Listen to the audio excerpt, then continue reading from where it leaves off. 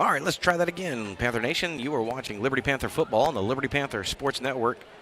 Joe Roberts, Ross Norwood, producer Richard Ewing. We are in Livingston, Texas for continuation of 10-4A football action. And just about time to go. We are under 10 minutes to go before this game kicks off.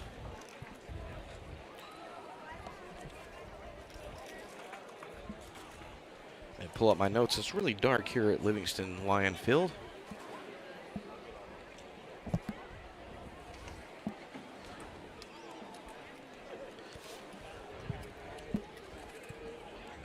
There we go. Found some light, so now I can see this particular field here in Livingston, Texas has a little bit of a tricky situation. All the light stanchions are between the crowd and the field, and so it makes it a little hard.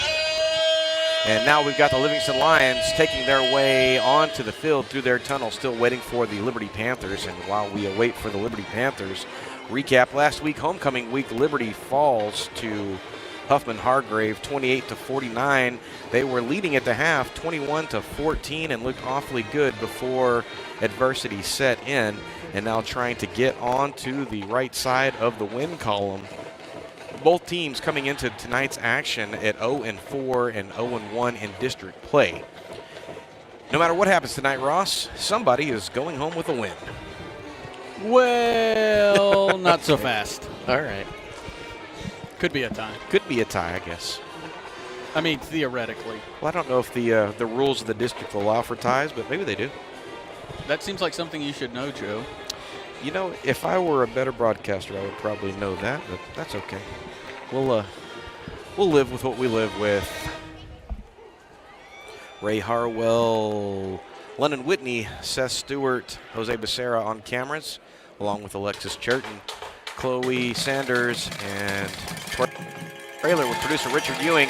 And here we go with the Liberty Panthers coming through the Big Cat tunnel. And how about that? There we go. We tried to run it out last week, our mobile camera.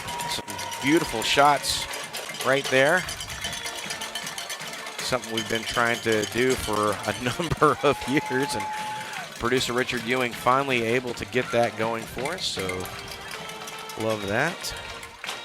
Still about 7 minutes according to the clock before we kick off the game tonight. Ross, we've had a chance to have a pretty long conversation about these opponents coming up, and this opponent in specific, the Livingston Lions. Coming into tonight, again, they are 0-4, and they dropped a doozy last week against Hardin-Jefferson, giving up 3 touchdowns in the second and still almost able to come back at the end to get the W, and they are just raring to go to get into the winners column. Some names that we're probably going to call a good bit tonight for Livingston. DeMorian Hill, number 12, so far through 4 games, he's number 2. Okay, number 2, not number 12. He has 194 rushing yards and 154 passing yards, a dual threat sort of player, and I suspect we will call his name quite a bit, along with Trendon Williams with 274 rushing yards, and Braden Carr, who's been kind of the everyman for Livingston, 177 rushing yards, but he's also been under center for them as well. Tyler Souza and Jaron James, another couple of names for Livingston that we may, in fact, call quite a bit tonight. This Livingston Lions team has a bunch of people, as you noted when you were putting the roster board together, Ross. It is one of the larger 4A rosters I have seen. I think I counted 22 to 24 offensive/defensive linemen. That is so many linemen. And here we go. We're going to get ready for the national anthem.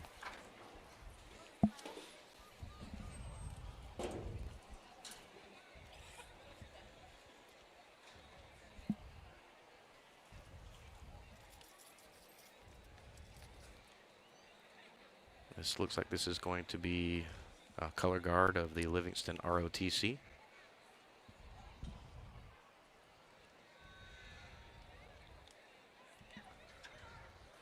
This is homecoming night for Livingston, I believe, or maybe senior night. It was something special because they moved senior night. They moved the volleyball game off of tonight to yesterday because of it. Well, still waiting for the national anthem. Last night, the Lady Panthers up here, and they fell in 4. So they're off tonight. I'm not sure what the holdup is over here.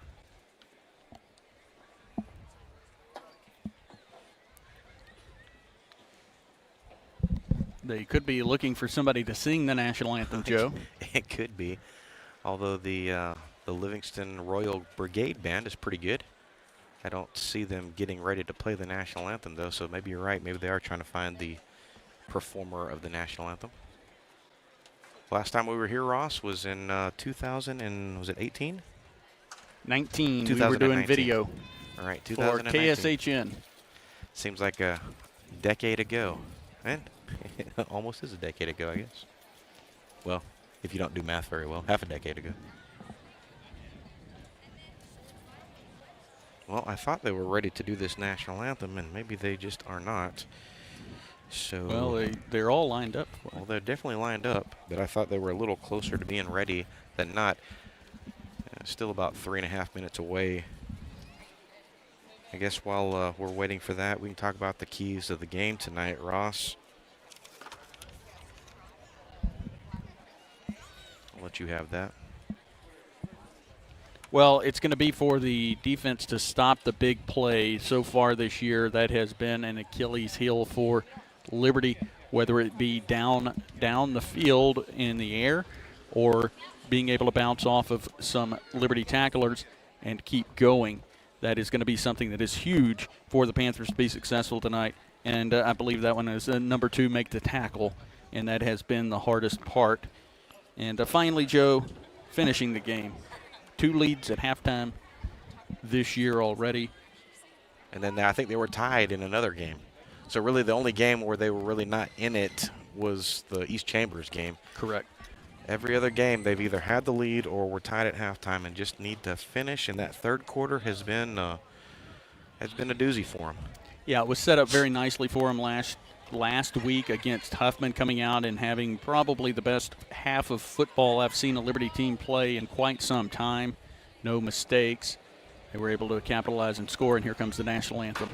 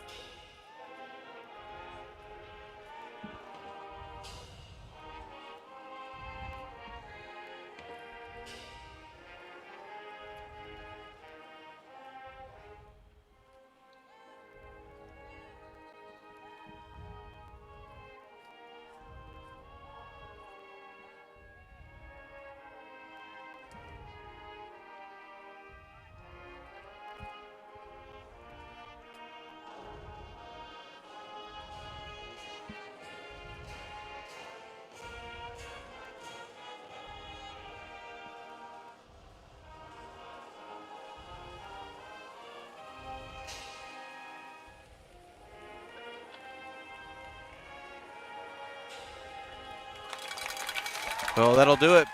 Nice job from the Royal Brigade Marching Band of Livingston High School, and then various members of the Livingston High School student body performing American Sign Language along with the national anthem.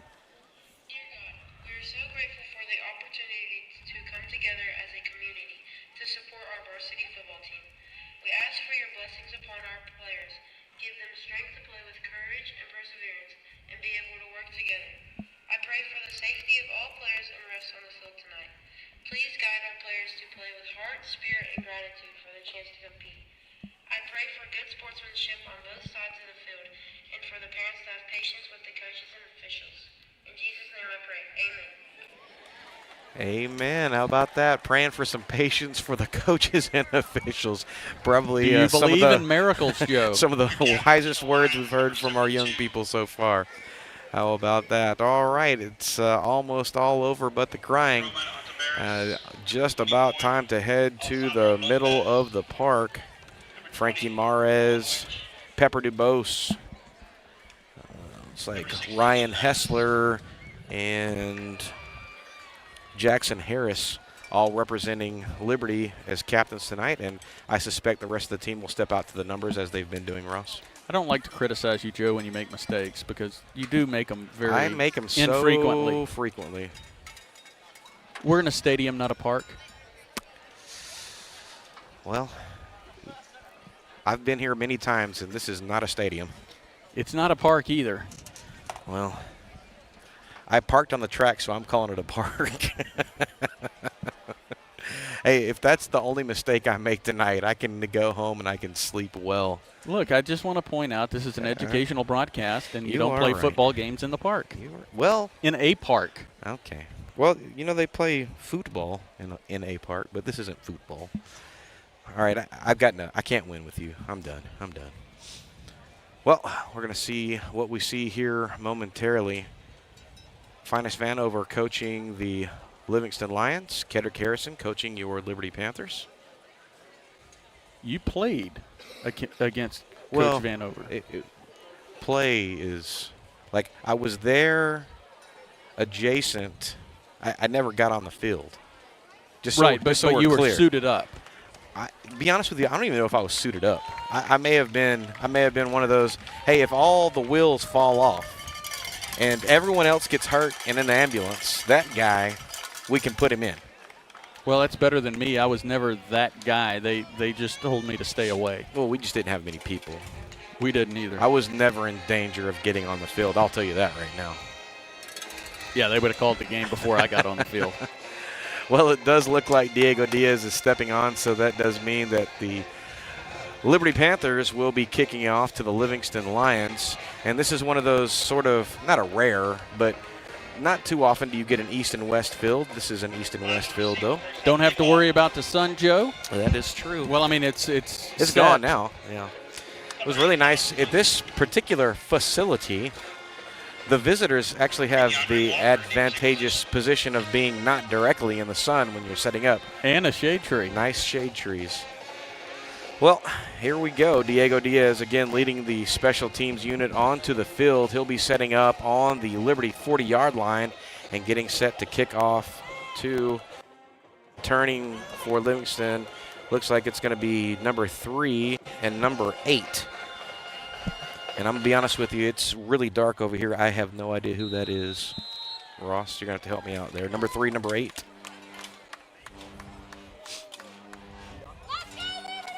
DeAndre Walker and Tyler Souza. Well, here we go. First quarter of game number 2 of 10-4A, and Diego Diaz with the high pooch kick to get fielded cleanly. Oh, not cleanly at all. Dropped at 30, picked back up and racing to the right, trying to find some running room, and still on his feet. Is going to get pushed out at about the 48-yard line. That's going to be number 31 for the Livingston Lions. That'll be Rick Walker. Okay, hopefully I said that right. Nice return from that young man. I thought he fielded it cleanly, then he dropped it almost immediately and picked it up and was able to race out to the right-hand side. And we'll get our first look at this Livingston Lions offense momentarily. And they will set up shop on their own 47-yard line, far hash mark away from us. We are on the visitor side, looking right to left. And so far, they have shown a proclivity to run the ball. Number 2 under center for the Lions. And he'll toss it out to number 8 almost immediately, who's trying to throw it over the top. And that's going to be a great reception from number 5. And that will be Jalen Haynes who makes that reception. And number 8 almost got locked up in the backfield. Javian Haynes. That was a nice reception. That would be a big gainer for them. Be 20-something yards on that. Yeah, got free over there yards on the far side. And we'll try it again. This time he'll keep the ball himself, number 2, and it's going to get popped going right up the middle. A bevy of Panthers right in there for the stop. It's number 2. And there's going to be a big play behind. That's going to be probably going to be a It's going to be a personal foul. It is going to be a personal foul on Livingston, tackling a Liberty player after the play was dead. One of the back judges was looking right at it and immediately released his flag. The referee and the officials are going to come together. There's DeMaurian Hill on the carry there. Although we're getting... Man, that seemed like that was going to be against Livingston. There we go. I was seeing pointing towards Liberty. Yeah. But that is a huge penalty, Joe, because the down counts. Right. Because it was a dead ball foul. And now all of a sudden, you're back at the 41-yard line. Yeah, that's a devastating penalty if you're a Lion fan. A nice job if you're a Panther fan. And they will have second down and extremely long. Be close to 30 yards. Yeah, they need this, looks like 17-yard line for a first down. Be Hill again in the shotgun. And this time he's going to call his own number up the left-hand side, and he's going to get spilled by number 10, Jason Wycliffe. Yeah, Wycliffe went in.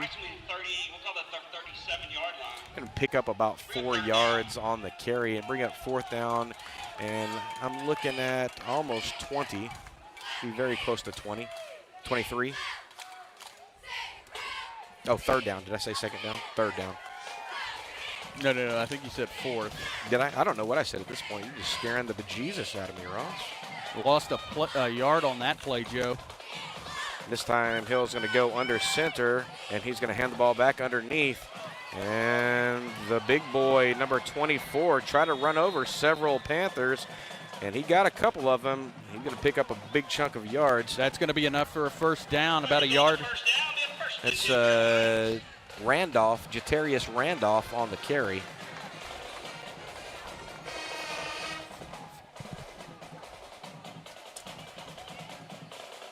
And that will, man, that'll be enough for a first down. How about that? First and 10. They can still pick up another one without scoring. Hill under center. And this time he's going to hand the ball off to 28, who skirts his way back up the middle. And he's going to get pulled down by Pepper Dubose after a pickup of, just about 8 yards. Williams on the carry. Second down and 2, and the Panthers are backed up against it right now. Livingston can get a first down here. Yeah, that was a huge third down pickup, getting that first down. Hill in the shotgun. And he will call his own name, and he's going to get swallowed up by the Panthers. Keenan Clevenger leading the charge for Liberty. And he's going to get dropped at the line of scrimmage. That'll be third down and short for Livingston here at 9 minutes on the clock here in the first quarter. Both teams coming into the contest tonight 0 for the season and trying to get into the win column. Game time temperature 87 degrees, feels like 89. It's dead still. Hill under center. And this time 28 slides up the middle, and he's going to find pay dirt at the 8:36 mark of the first quarter. Livingston gets on the board. Number 28 with the touchdown run. Be about 8 yards on the carry. And that is Jaron James. And we said his name at the beginning of the broadcast. We thought that he would be someone that they would go to, and they are going to line up for 2 points.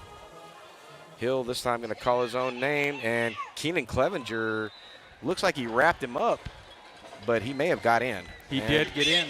He did get in. 8:36, 8-yard touchdown run. They go for 2, and the Livingston Lions lead your Liberty Panthers 8-0. We'll be right back.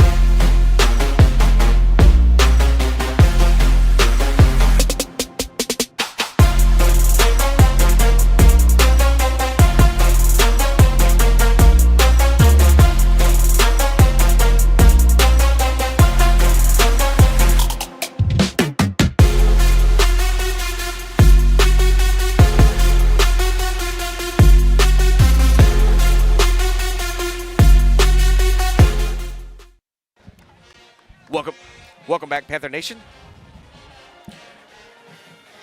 And on the kickoff, that will be fielded just about looks like the 40-yard line or so. Liberty gives up an opening drive touchdown to the Livingston Lions. They trail 8-0. And now they will set up shop for their first look on offense. Last week against the Hargrave Falcons, they came out in a run-heavy formation that they hadn't used in a couple of years, and it really had Huffman on their heels. And we'll see what they're about to do tonight. Frankie Mares and Luke Porche in the backfield for Liberty.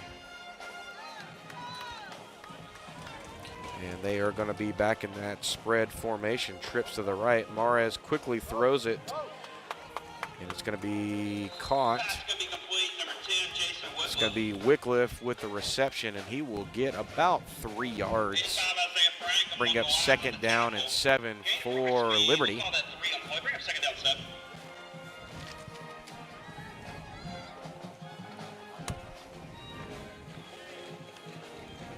Again, Liberty on the far hash mark away from us.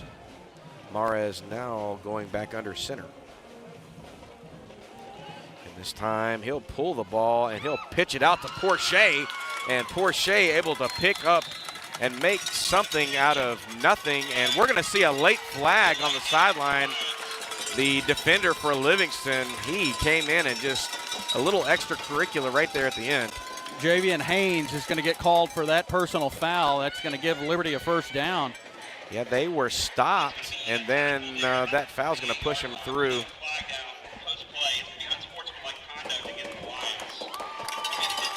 There was a question earlier about whether it was 24 or 34. It is 24, the big boy playing on that defensive line. He's a big human being. Yeah, I mean, Mares waiting till the last possible second to pitch that ball back to Porche. Porche, a good job of getting the pitch and going forward. And he was met immediately by Lions. Very nice job. Mares back under center, 1st and 10 for Liberty. Wycliffe in motion. Fowler with the ball up the middle. And he's going to get pushed forward a few yards. And that will be about 3 on the pickup for Fowler. 2nd down and 7 again as they've worked their way down to the Lion 32-yard line or so. Ross? Jackson Harris and Keenan Clevenger with some blocks there that allowed Fowler to spin around a little bit and have a nice little pickup on 1st down. Mares again under center. And Fowler once more right up the middle, but this time he's going to get stopped by number 24. Jatarius Randolph. He'll pick up a yard or 2 on that. That'll bring up about 3rd and, I'm going to call it a long 5, although it's closer to 6. Some big linemen for Livingston on the front. They've got a 3-man front, but they will bring in a few more guys, and even in their secondary, some pretty big boys. Just about on the 30-yard line of Livingston. 3rd down for Liberty. Wycliffe in motion. He'll take the ball and get caught in the backfield. That's going to be number 22 who's able to hang on to Wycliffe. And he'll lose about 6 on that. And that'll be 4th and 11. They came across the line as soon as Mares turned, and they were right there for Wycliffe. Wycliffe trying to bounce out to his left and couldn't quite get the edge. That'll bring on the punt team for Liberty. Diego Diaz back to punt, and he will be standing in Panther territory. Or actually, he may go ahead and stand on the 50-yard line, back deep for the Lions, number 5. Haynes. And that's going to go to the other guy, 22. He's not going to fill that cleanly at all. And the special teams trying to pull him down. That's 22 with the ball. And there's another flag on the field over about the 24-yard line. Yeah, the line judge threw that on Liberty's side. He was on Liberty's near sideline, but he threw it back into the field to play, and we will see what this one is. It could be big.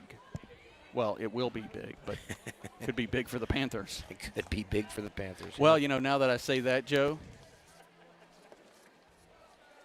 whatever it is, it's going to be big. They're going to wave it off. It was Trendon Williams with the return. And that's the second time in a row we've seen a little iffiness out of their return men. But, man, they are awfully skilled, able to pick that up and do something with just about nothing. What you looking for, Ross? Something to wipe the board with. No, you know what? I did not bring a cleaner. Well, at any rate, Livingston 1st and 10, and they're going to be on their own 15-yard line. It's number 2, or number 22, rather. Or is that 28? 22, Trendon Williams. It is so dark where we're at, and that light pole's just about in the exact wrong spot. It's going to be about a 2-yard pickup on the play for Livingston. We're going to have 2nd down and 8 for them. I'm actually questioning myself now, Joe, whether it was 22 or 28. I'll try to get better, but well, you'd not think not a big chance of that. You'd think I've got binoculars in my hand, and I would know, but I couldn't see it. 22 is in the backfield now for the Lions. Number 2 under center. And this time, Godfrey times it just right, and he swallows number 22 up in the backfield for a huge loss. Trendon Williams, no chance. Timed that absolutely perfectly. Some movement there, intended to draw Liberty off sides. Liberty went over, but they got back. It'll be a big loss on the play for the Lions, and that will put them back to about their 12-yard line, far hash away from us, Ross. Second time they have found themselves in a 3rd and long. This one not quite as long as the first one. Again, number 2, the quarterback for Livingston. And we are going to have a timeout called by Livingston, Joe. Well, they're going to take a timeout, and we'll take one with them. We'll be right back.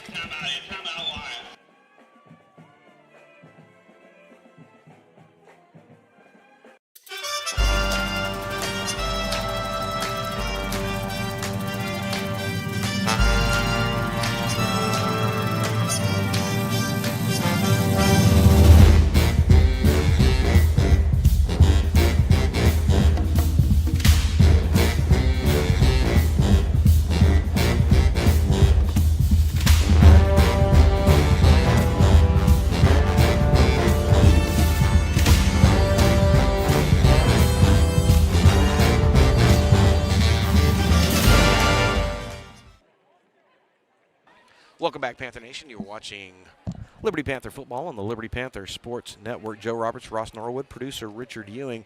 4:02 left in the first quarter here at Lion Field. Your Liberty Panthers trailing 8-0. Jayshon Godfrey with a monster stop in the backfield on Trendon Williams. That's going to bring up 4th and about 13 for the Lions, deep in their own territory as they get set up again. 3rd down, Joe. 3rd down. And this time, number 2 is going to get tripped up. And that's going to be Godfrey again getting in the backfield and getting a hand on him. Mason Shellhammer finishing him off. That'll be 4th and extremely long, and they are probably sending on the punt team at this point. Well, when you said 4th down, and I look and I see Liberty set up in the regular defense, I thought, well, that's interesting. If they think there might be a fake here, they've seen something. And that's number 2 who's back, who may be kicking for them as well. And he's going to boot one long, and that's going to get over the top and hit in Panther territory and take a Livingston Lion roll. And that's going to go all the way down to the Liberty 32-yard line. Yeah, that was a monster punt. Liberty in that part of the field wanting to go for the block, and a low snap there. We've seen some issues with their special teams so far tonight. Well, that's a great spot to go for the block if you're going to do it early in the ball game, well, only trailing by a score. Not only that, Joe, but also position of the field. Right. Well, they are going to take over at the 3:15 mark here in the first quarter. Again, Liberty trailing 8-0. watching Liberty Panther football on the Liberty Panther Sports Network. And we'll get our second look at this Liberty Panther offense. Frankie Mares and company. Fowler and Porsche in the backfield, and there's going to be a problem with the exchange. Mares forced to pick the ball up and keep it. That is definitely not what was called, and he's going to make something out of nothing. Going to pick up about 4 yards on that. Yeah, that was impressive to get anything, just to get back to the line of scrimmage or only lose a yard. It's about 3 yards on that. I thought he picked up a 1 or 2 more. Bring up second down and about 7 for the Panthers. Again, they are on their own 36-yard line, far hash mark away from us. Try that again.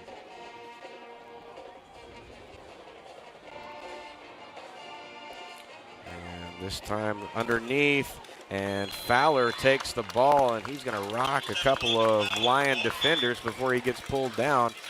But not before he picks up the first down, and that's what we saw a good bit of last week in the first half, Ross. Yeah, Trendon Williams with the stop there for Livingston, but Fowler, undeterred after contact, just keeps those legs churning. 1st and 10 from their own 44-yard line. Liberty trying to respond. Mares under center. Porsche in motion, and a nice fake from Mares. And he's going to pick up a couple of yards on that, being up second down, and again, a little long 7. Isaiah Frank and DeMorian Hill. Well, Livingston has some fun names to try and say if you're doing that on the fly. Second down and 7, Panthers on their own 47-yard line, middle of the hash marks. Under 1:45 to go here in the first quarter. Liberty trailing. This time Mares drops back. He's looking over the right-hand side. Wycliffe all by himself on the run, and it's going to be a touchdown. Wow. They could not have drawn that up any better than they did. Wycliffe popped out of the side. I did not think he was going to get there, and he did not have to break stride, He Ross. did not. That was what was so impressive, is he came out of nowhere down the near sideline, almost as if the ball came in and dropped in over his shoulder, and Livingston no chance once he caught that ball. Diego Diaz on for the point after attempt. Mares with the hold. Snaps good, the hold's good, the kick is up, and it is through the uprights at the 124 mark. Liberty responds. Touchdown. We'll be right back.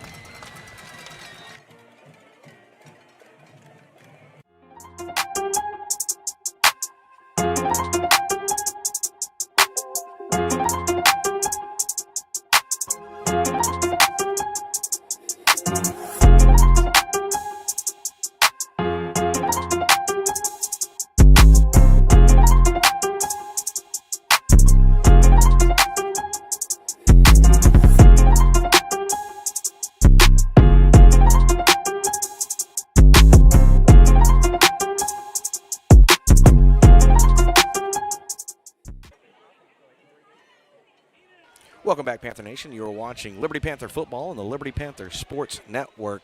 124, Mares finds Wycliffe racing down the right-hand side for the 53-yard touchdown strike. And Liberty trails Livingston 8-7. And we saw a glimpse of that a couple of weeks ago at East Chambers, where those two hooked up on a long touchdown strike at the end of the first half. But since then, we've only seen the nickel and dime version. That was the full-on dollar bill, Ross. Yeah, that was very impressive. Diaz with another high pooch kick. And that is going to be picked up. But, oh, my goodness gracious. The second week in a row, an onside kick. And that one was going to be recovered by Pepper Dubose, but also right there, this week, like last week, is going to be Cameron Young. Cameron Young recovered the onside kick last week. He had his paws on it, and it squirted away, and Pepper Dubose right there. Well, Ross, if I don't calm down, I'm not going to be able to talk tomorrow. This Panther offense is giving me, and special teams giving me a heart attack. They're going to take over in Lion territory. And this time, Mares to Fowler, and Fowler over the left-hand side, and he's going to pick up, just about 5 yards on that. It's going to bring up 2nd down and 5, as they're now down to the Lion 26-yard line. And Ross, I feel like you had to expect this. Both teams coming in 0-4 the season, and both of them trying to get in the win column. Not that a loss tonight would be a season killer, but it would sure put you behind the 8 ball. Yeah, I mean, in this very tough district, you've got to pick up these wins. Mares under center.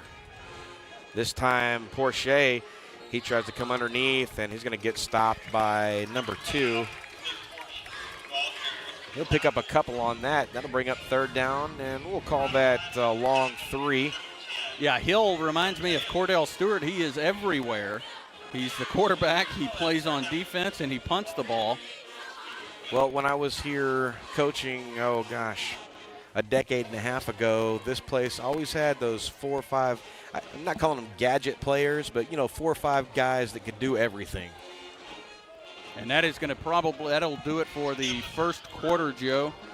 Well, after a quarter of action, Liberty trails Livingston 8-7, but boy, what an exciting first quarter so far. We'll be right back.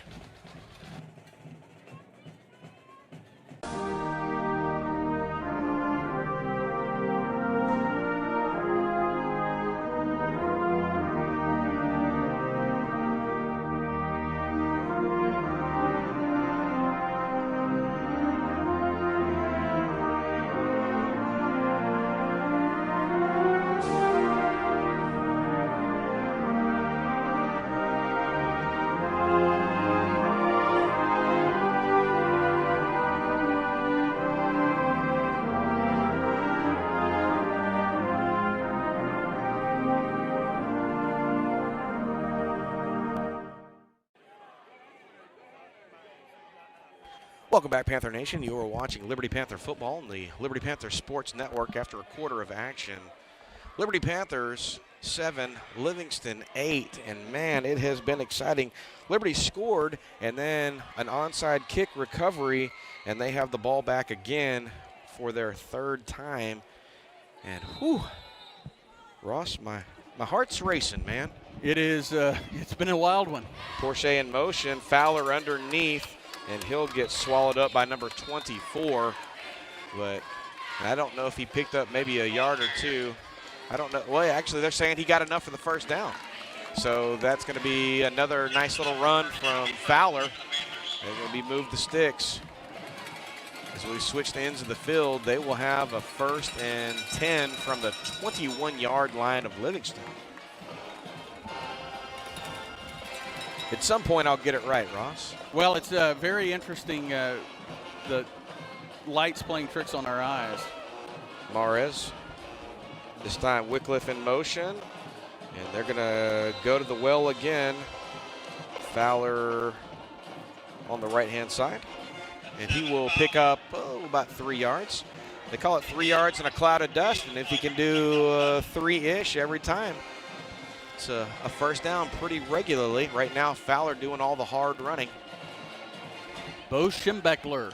Is that who said that? 3 yards in I a don't cloud know of if dust? he said that, but that's what he ran as a head coach in Michigan. Okay. Sounds like that's something he would say.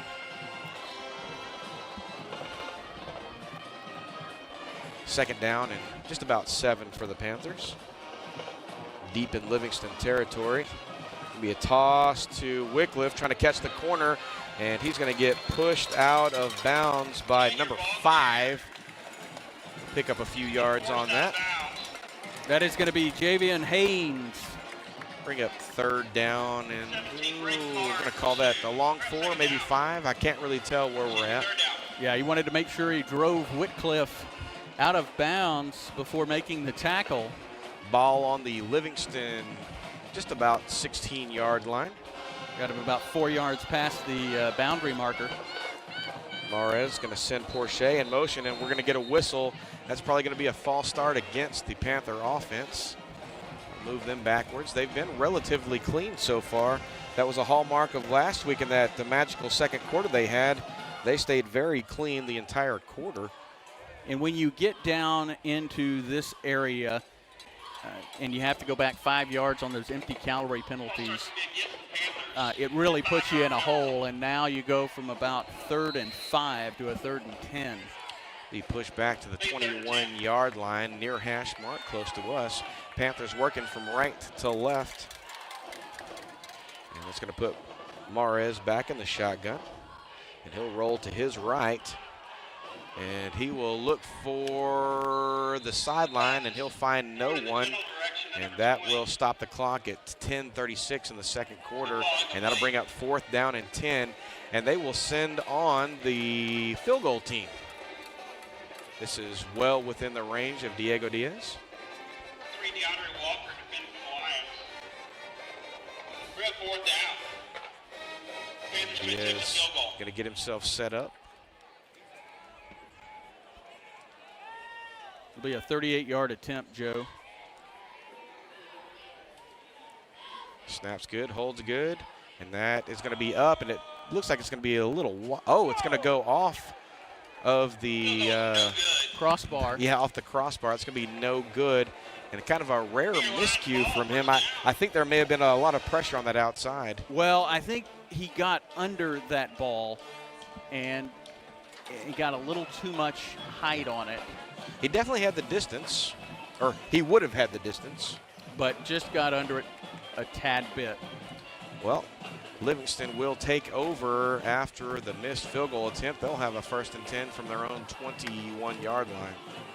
And what looked like could have turned into something pretty special ends up stalling out after the false start.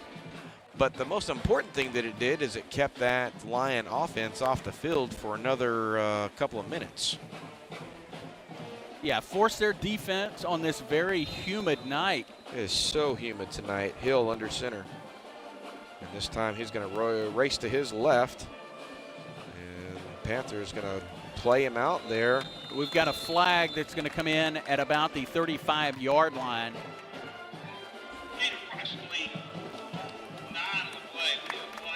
And it's going to be a hold against Livingston, Joe. Yeah, that was going to be a pretty good pickup from Livingston, and now you can see why it was going to be a pretty good pickup. That will work itself backwards. Holding against the Lions. Now, this Livingston team is 0-4, but, man, other than one game themselves, they've been in every one of the games they've played. Yeah, and they've played some pretty big schools, Nacogdoches, Fort Bend. Yep, Fort Bend, Austin. They've been right there, so their DNA and blueprint is very, very similar to the Panthers. It's going to push.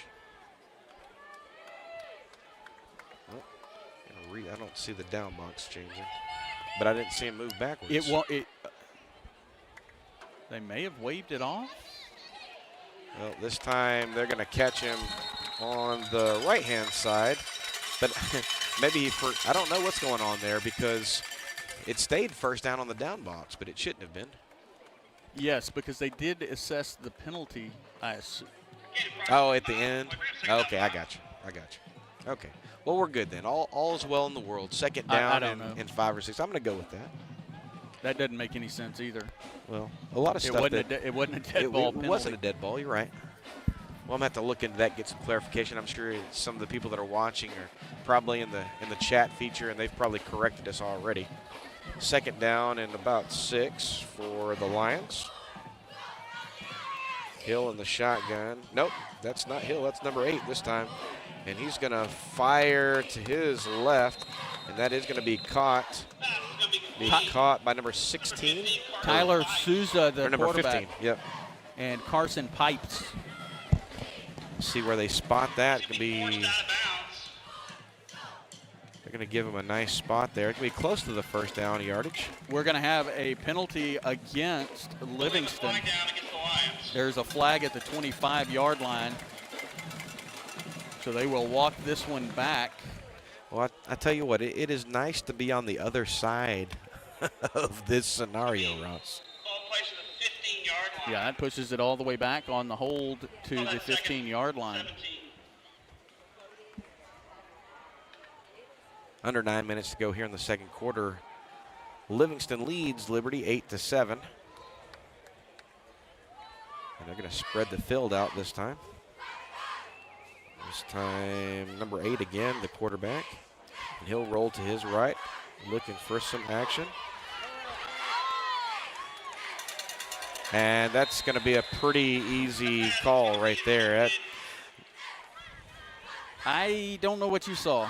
Well, I didn't see our defensive back look at the ball at all, so I'm pretty sure that was going to be defensive pass interference. Well, I imagine that is going to be what the call is, but hard to look when you're getting mugged by the receiver. Well, he may have been getting mugged by the receiver after he initiated. I don't know. It looked like he initiated that there. Well, you may have seen that I didn't. But at any rate, he definitely it doesn't matter. Doesn't matter. They called what they called. There was pass interference on that play, and that makes a lot of sense. This officiating crew has been on top of everything tonight. One thing I have really appreciated from this crew is there have been some extracurriculars early in this one, and they have been very good about trying to stop that before it really turns into something ugly.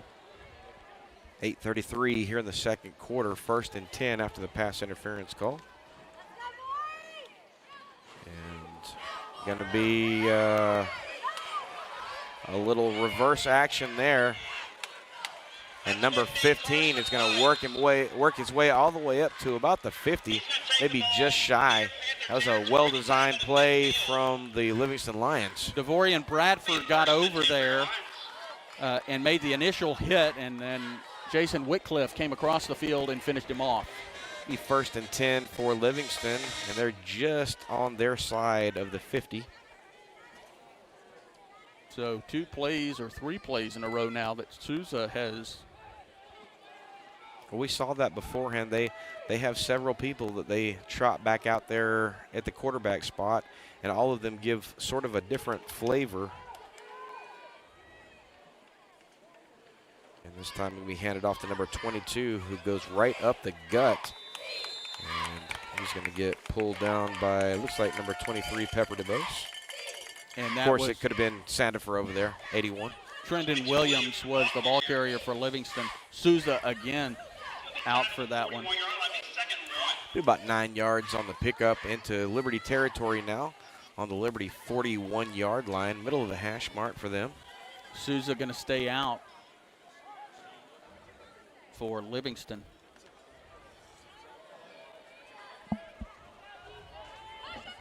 Zayden Martin, the tall receiver on the far side, the out man. And 28 right up the gut. It's number 22 on the stop, along with number 11. Shellhammer and Monk with the stop. Jaron James, the ball carrier on that first down play. Move the sticks, and they will be down to the Panther 36-yard line.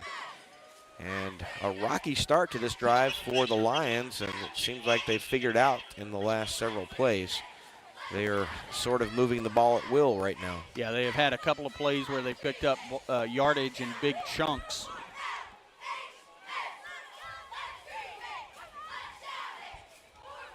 And going to roll to his right, number 8, and going to get out of bounds, and I think that was a designed quarterback run the entire time.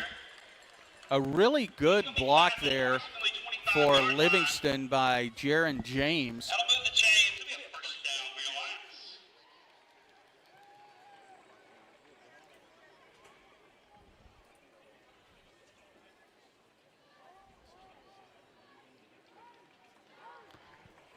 First down and 10 from the Liberty 25-yard line, and we are going to get a timeout.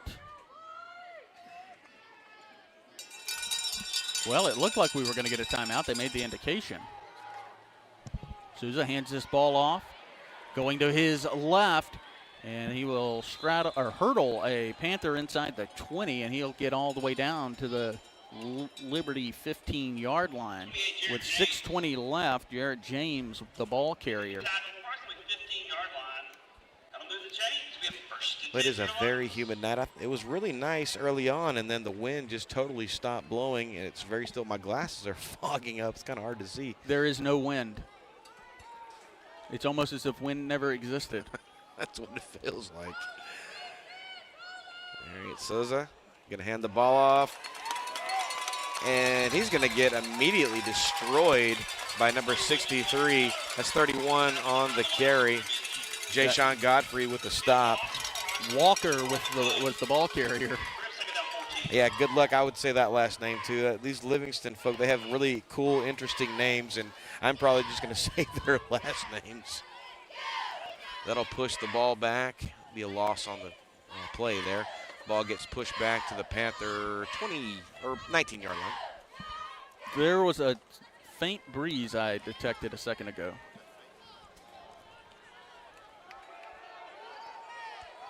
The shotgun formation for the Lions. And Souza running, and he is going to get upended by number 11, Shellhammer.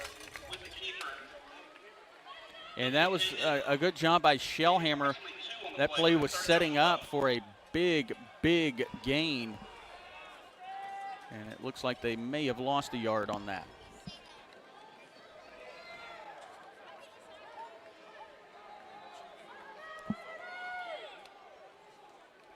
We'll see what they're waiting on the call in for. 4:45 to go here in the second quarter. Livingston leads Liberty 8-7. Souza. And that is going to be picked off. And man, that is one of those situations, Ross, when you pop a ball up in the air, almost always bad things happen for you. It will not stand, though. There's going to be a late hit on the quarterback. The Panthers' ball. Well, that's going to be unfortunate if they lose it on that. We got flags on the play. We're going to wait to see how they figure this out. I knew when I looked over at you and I saw that sour lemon look on your face, there was going to be something wrong, and I did not see the tail end of that. Yeah, it looked as if there may have been some helmet-to-helmet inadvertently, but it's still helmet-to-helmet. Now the referee, they're going to wave it off. Wave that off. Okay, well, strike what we just said, and that is something we have not seen in some time, a Liberty Panther takeaway on defense, and that will stop what was a very promising Lion drive, Ross. It may have been a hold. Okay. But when it came in and where it came in, what the referee was looking at, it was very close to roughing the passer, and with this crew being very vigilant about trying to keep control of this game, that's why I kind of went with that. 1st and 10, Porsche up the gut, and he's going to pick up about 5 yards on the carry, and that'll bring up 2nd down and 5 from the Panther 25-yard line. And man, Ross, this is the exciting time of the game. We saw this. We got excited last week in the second quarter. It hadn't been quite the same second quarter, but I like what I'm seeing so far. Zachary Dillard with the stop, and Mares. And Wycliffe in motion, and Porsche again with the ball, and he's going to get locked up near the line of scrimmage. And guess who came in there and finished it off? It was Jatarius Randolph. Bring up 3rd down and short for Liberty. They'll be on their own 27-yard line, far hash mark. So they're working right to left here in the second quarter, trailing. Liberty with all 3 timeouts remaining, Livingston with 2. Mares, as I say that, Liberty is going to spend one of their 3 and down to 2, and we will spend it with them. It is 8-7 in the second quarter. Back in a moment.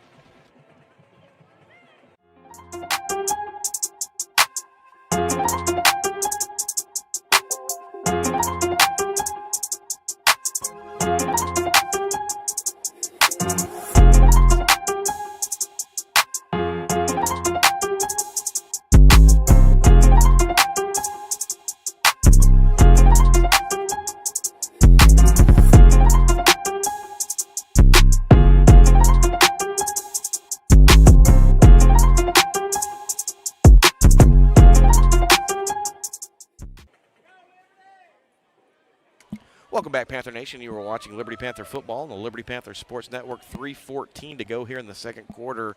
Third down and short for Liberty. They trail Livingston by a point. And we're going to get a flag, and that's going to be some movement on the line, and that will back them up 5 yards. Be a false start. Second time that has reared its ugly head. Yeah, and similar to the last time, it changed a 3rd and 5 to 3rd and 10, now 3rd and 8. Mares in the shotgun. He'll roll to his left, and he'll throw, and it's going to be just over the outstretched hands of, it looks like, number 10, Jason Wycliffe. And, man, he had him and just led him a little bit too far. That'll stop the clock at 3:09 and bring up 4th down and long.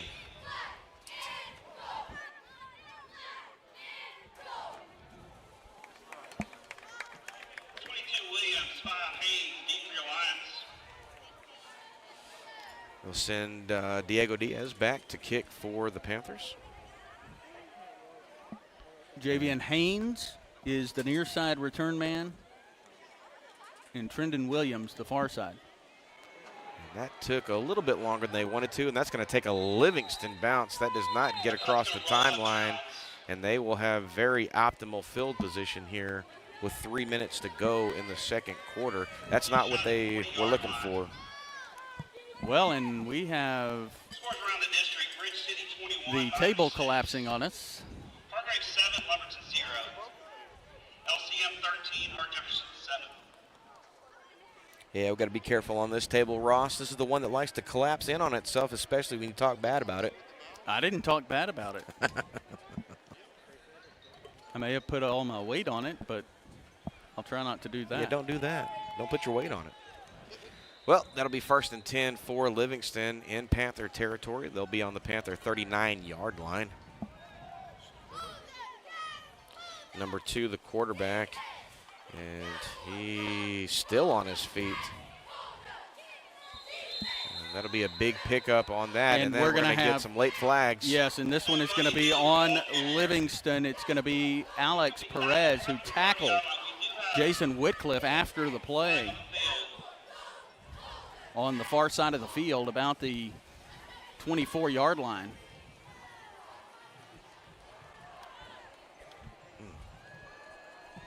Well, Ross, you're going to have to kind of take this for me. I'm trying to, my glasses won't stop fogging up and I can't see. Of course, even when I can see, it's not that great. So some discussion here.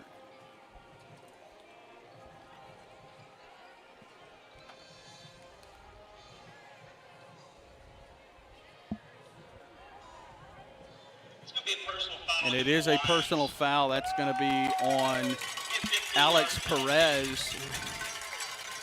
Well, that is not what the Lions were looking for. That turned a really nice gainer into a huge loss on the play.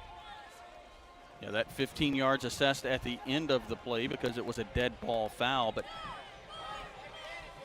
it's going to push the ball all the way back to the Panther 44-yard line. And so they were going to be only about a yard short of a 1st down. And now they'll be close to 1st and about 18. Well, they must have given them the 1st down because. Well, it was on the 1st down.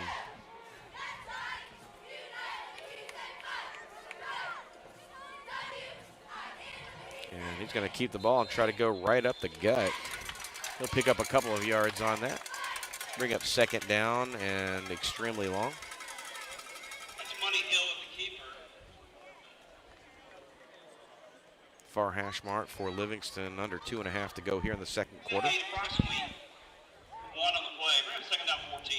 That was almost a play that looked like a second or 3rd and short play. You know, sometimes when you've got that long yardage situation, you can catch some people napping if you kind of sneak it right up the middle. That time, Liberty prepared for it. Hill back in at quarterback. He's going to go to his right, and he is going to catch the outside. Ryan Monk and Keenan Clevenger pulling him down, and he is going to pick up all of that yardage, and it looks like they're going to pick up a first down. It will be a first down, and tough to see there. Some Panthers not able to land the hit as he was able to evade that, and he looks like a very talented ball carrier.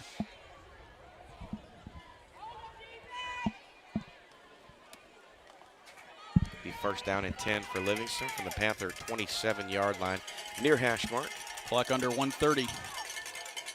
Hill, the quarterback, under center. And he'll hand off to number 31, and he'll get stopped by Pepper DeBose. And we lose some yards on that one.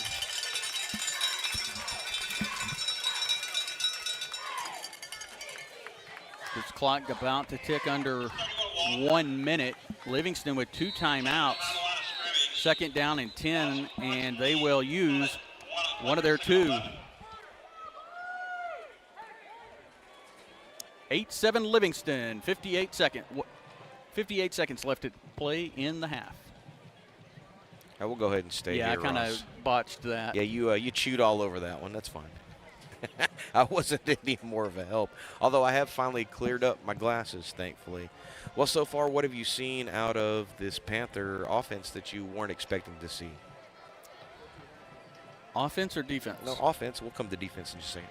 Well, I think offensively they've had some success down the field, but ultimately mistakes, whether that be pre-snap penalties, really pre-snap penalties in this one, have cost them some drives. And then defensively so far? Tackling. Okay. So it's kind of the stuff that we talked about at the beginning of the game. Well, they're going to try it again, second down and long for Livingston from the Panther 27-yard line. This time Hill in the shotgun. And he will roll to his left. And he will go over the top, and that's going to be just over the outstretched hands of the Livingston receiver. That'll stop the clock at 52 seconds and bring up third down and long. And a nice defensive sequence right there for the Panthers, Ross. Carson Pipes, the intended receiver, and he is a tall one.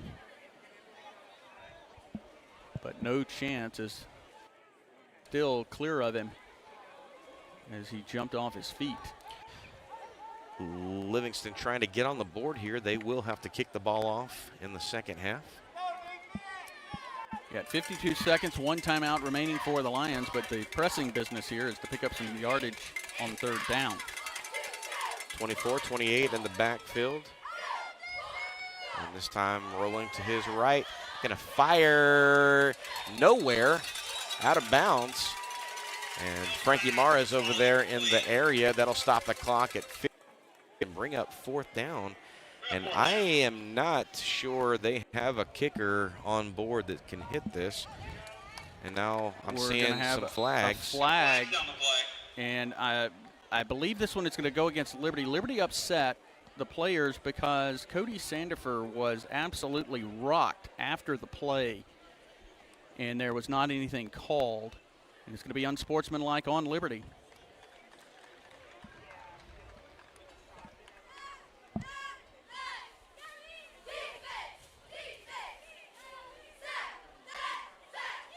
And Kedrick Harrison is not pleased. He was down on a knee voicing his frustration because he really got, Cody Sandifer really got rocked. And that was something that was not seen. The after effects of the chirping from the Panthers will cost them a first down on what would have been a fourth down. Well, this is something he's talked about so many times, about keeping your composure.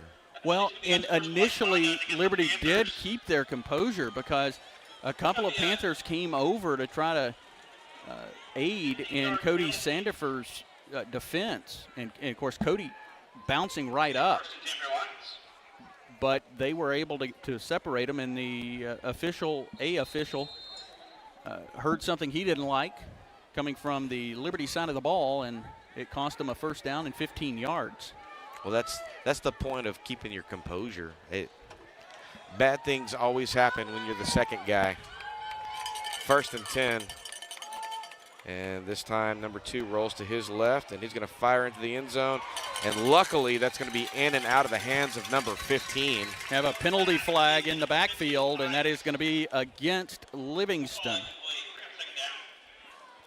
Well, that could have been bad for Liberty. Number 15 all by himself in the end zone. Yeah, they were trying to, the Liberty coaching staff trying to make adjustments there at the last second to get somebody over there.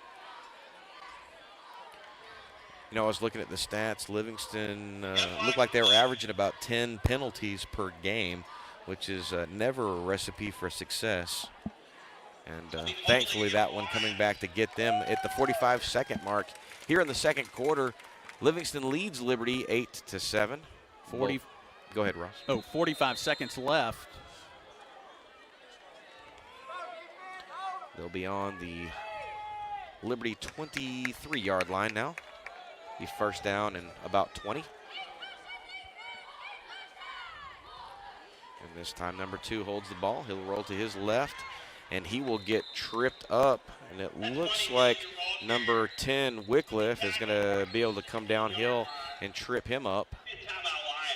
Livingston's going to take a timeout, but we're going to stay here. And that is their final timeout of the half. 33 seconds to go here in this quarter. Now, going back to what I was saying earlier, Ross, man, you know, just remembering all the times that somebody did something silly to me, you push me, grab me, whatever, and the immediate impulse is to go back at them. And maybe in another setting that's true, but in a sporting setting, man, you've got to hold your water, you got to hold your composure. Because it seems like that second guy always gets caught. Yeah, something gets the attention of one of the officials after the initial issue, and they whip around just in time to see the second guy. Right, and then the first guy is holding their hands up. What? I didn't do anything. Right, that which is almost always a universal sign for that guy just got away with something. Well, here we go. And run it again, second down and about 12. Livingston, number 2, the quarterback.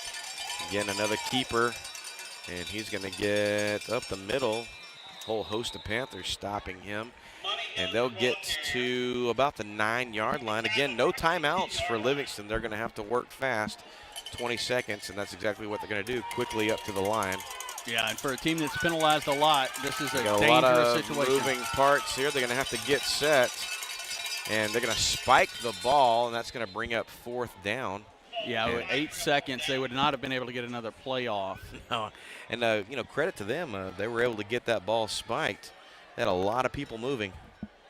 Yeah, and they got set perfectly there. 8 seconds to go here in the second quarter. Ball on the Panther 10-yard line. 4th down, and it's decision time here. Go for it. Try to kick a field goal because they are going to be kicking the ball off on the other side of the timeline. Hill is coming out of the ball game. He's walked over onto the sideline, taking off his helmet. Souza coming in, checking out as well is Jatarius Randolph. Well, they are going to go for it. They'll spread the field out. And that's going to be a bad snap. Panthers in there, and that's going to be Cody Sandifer stepping in for the stop on the play. 7 seconds to go, and that's how you get him back right there, Ross Norwood. Yeah, Sandifer's revenge. Good job by that young man. And the Liberty Panthers will take over on downs. And looking at where this field position is for the Panthers, I believe they're going to take a knee here. They're not going to risk throwing the ball downfield or trying to run some kind of a play that could end up being returned for a touchdown for Livingston. They'll go into halftime trailing them by 1. Well, a pretty wild half so far. We've seen everything. We've seen a passing touchdown. We've seen rushing touchdown. We've seen onside kick recoveries. We've seen so much laundry on the field. We should charge a quarter a pop and make a bunch of money off the laundry service. Now the referee is trying to communicate with the press box. They want something done here on time. Well, they're showing 4 seconds on the clock now. Yeah, and it had not started. It was at 7 seconds. So, well, no, Liberty's going to take a timeout here. So maybe they're not going to just kneel the ball. So while they take their timeout,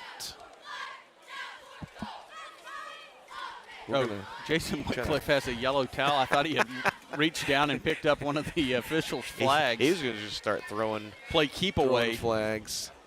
This Liberty Panther coaching staff, very animated. They have been on the precipice of that first win for so many weeks now, Ross. Very animated, but under control. 100% under control. You get to hear from Coach Harrison in the halftime show that we recorded earlier this week, and he talked about that, about being animated and trying to be under control. It's really hard when you're the head coach and things are going against you. Well, now they're going to get in not victory formation. They'll get in safe formation right there, and they'll down that, and that will do it for the first half of action. Your Liberty Panthers 7, Livingston 8, and we're going to get the Mighty Panther Band coming on. Tomorrow, they are headed down to PNG for pre-UIL marching contest. They will be marching at 3 p.m., so if you don't have anything to do on a Saturday afternoon, run down to Port Neches and check them out. Mr. Sean Smith, the band director. Well, he is a coach. Well, yeah, I guess you could call him that. May not have the title. Yeah, he's just done a phenomenal job with that group of young individuals. And then Miss Lauren Key, the Prancer director, has been kind of added to the mix, and excited to see what they're going to be able to do with this program moving forward, Ross. Well, a busy week for Liberty High School next week, as your cross-country team will be the District 19 4A Championship. That's right. On Wednesday. That's October 9th. Yeah, they'll be starting at 8. The JV races at 8 and 8:30, and then the varsity girls at 9, varsity boys at 9:30. And got a real nice chance to head on to regionals this year. Several of them. Constance Jordan, Marie Bourgeois, Journey Brown, all in position to qualify by themselves, as well as Maynard La Chapelle, Jace Potez, Fabian Ramos. On Tuesday, there's a choir concert at the LISD Auditorium. That's the old middle school at 7 p.m. Right. And also on Tuesday, the LHS volleyball teams will be playing at home against Tarkington. That'll be the pink out game. And then we'll be on the road on Friday. All right, let's listen to the Mighty Panther Band, and then we'll be back after this in the halftime show.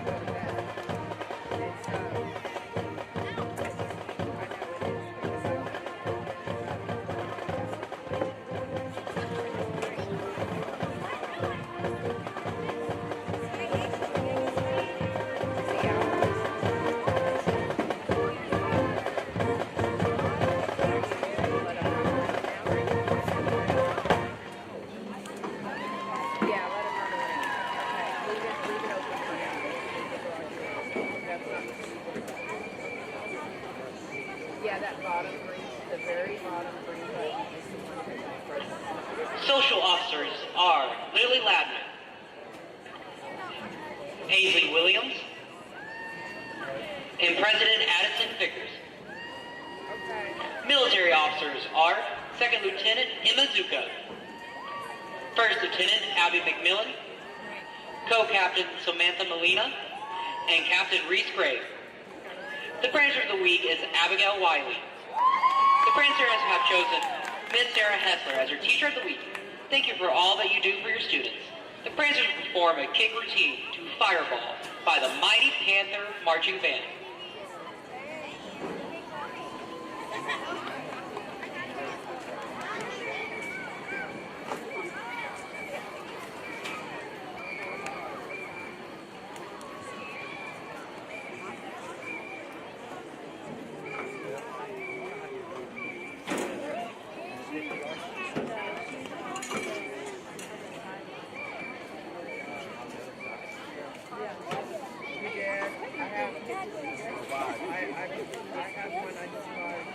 ago.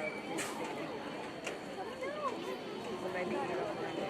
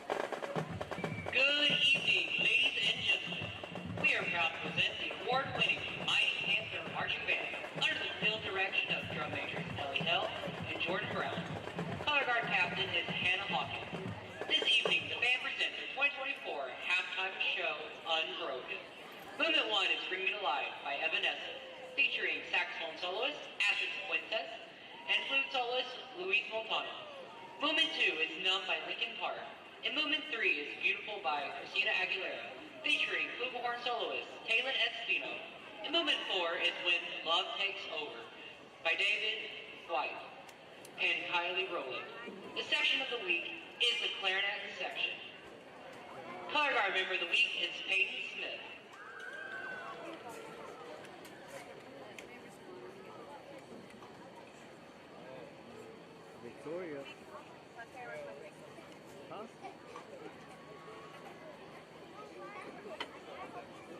Oh, I was asking if there was like a way I could switch cameras because I'm not steady for crap. Alrighty? Right here. Okay.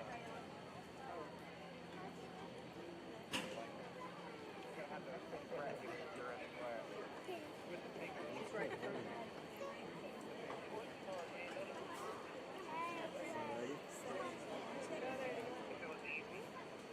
See a tuba on the floor.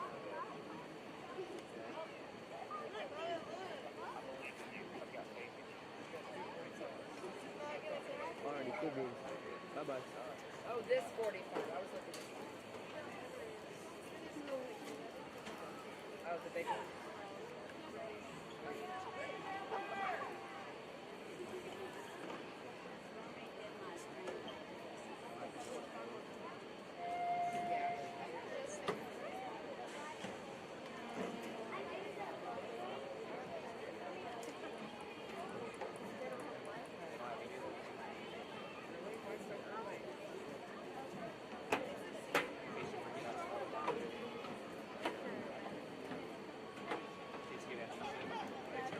It was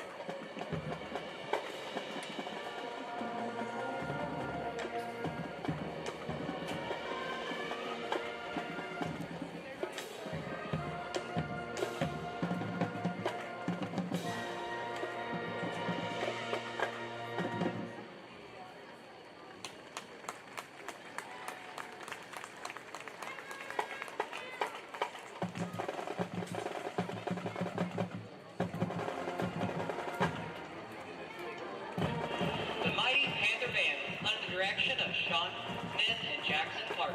Color guard sponsor is Tiffany Thornton. We'd like to thank our school board and fan boosters for their constant support.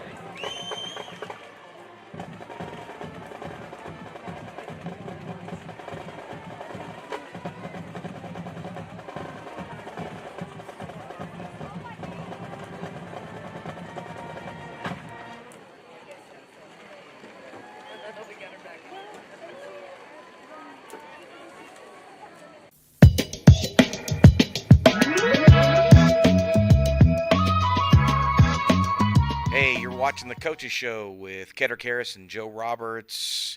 It's another week, another day, another dollar, and I guess I won't finish that last part of that. Yeah, don't do that. All right, Coach. Welcome to your show. Thanks. For another week.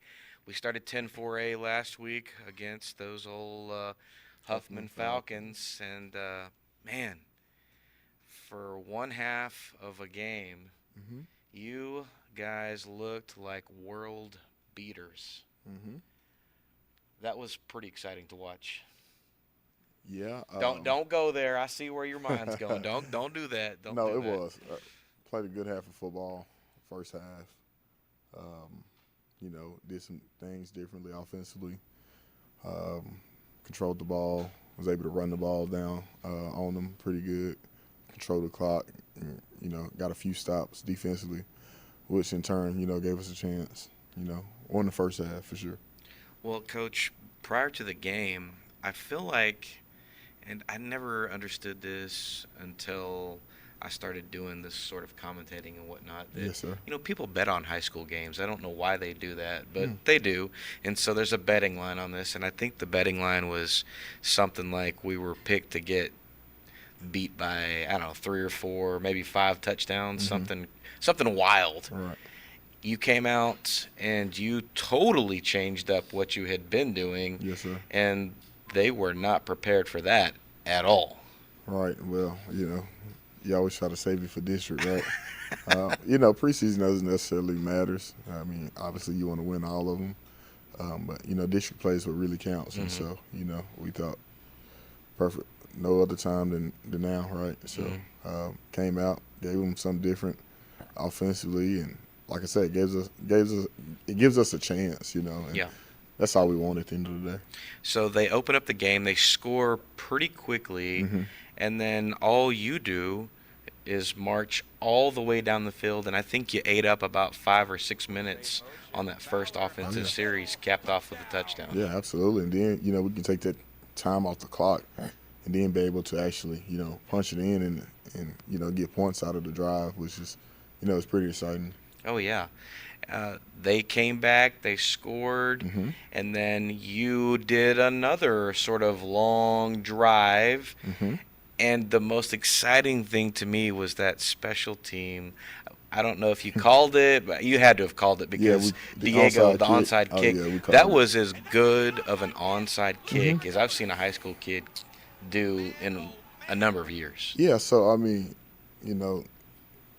talking with the coaches, we didn't have great kickoff coverage. And so I think Gerardo was asking, like, hey, what do you want to do? And I was like, Coach, that's onside it, And, it gave us a chance to steal a possession from them, which we did, which in turn turned into 2 points, which, gave us the halftime lead, 21-14.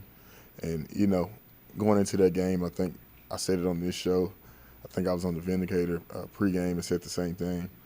A team like that, you got to play really clean to give yourself a chance. And for the first half, we played really clean. We didn't beat ourselves. We didn't turn the ball over. We got a few stops defensively, and we stole a possession.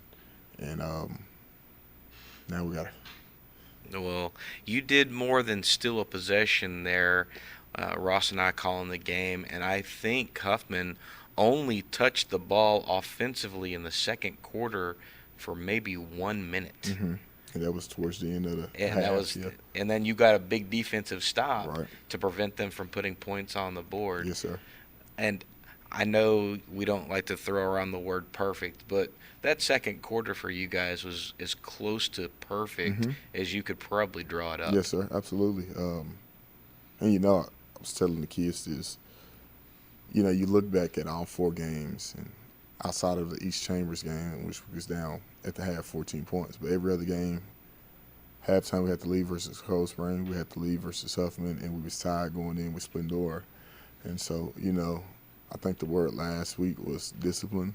Mm-hmm. Now we just got to learn how to finish and, not getting too comfortable whether we're up by a touchdown or down by a touchdown. And, part of maturing as a team is being able to handle both the adversity and the success that you're going to have on the football field. Right. And that's where we're at.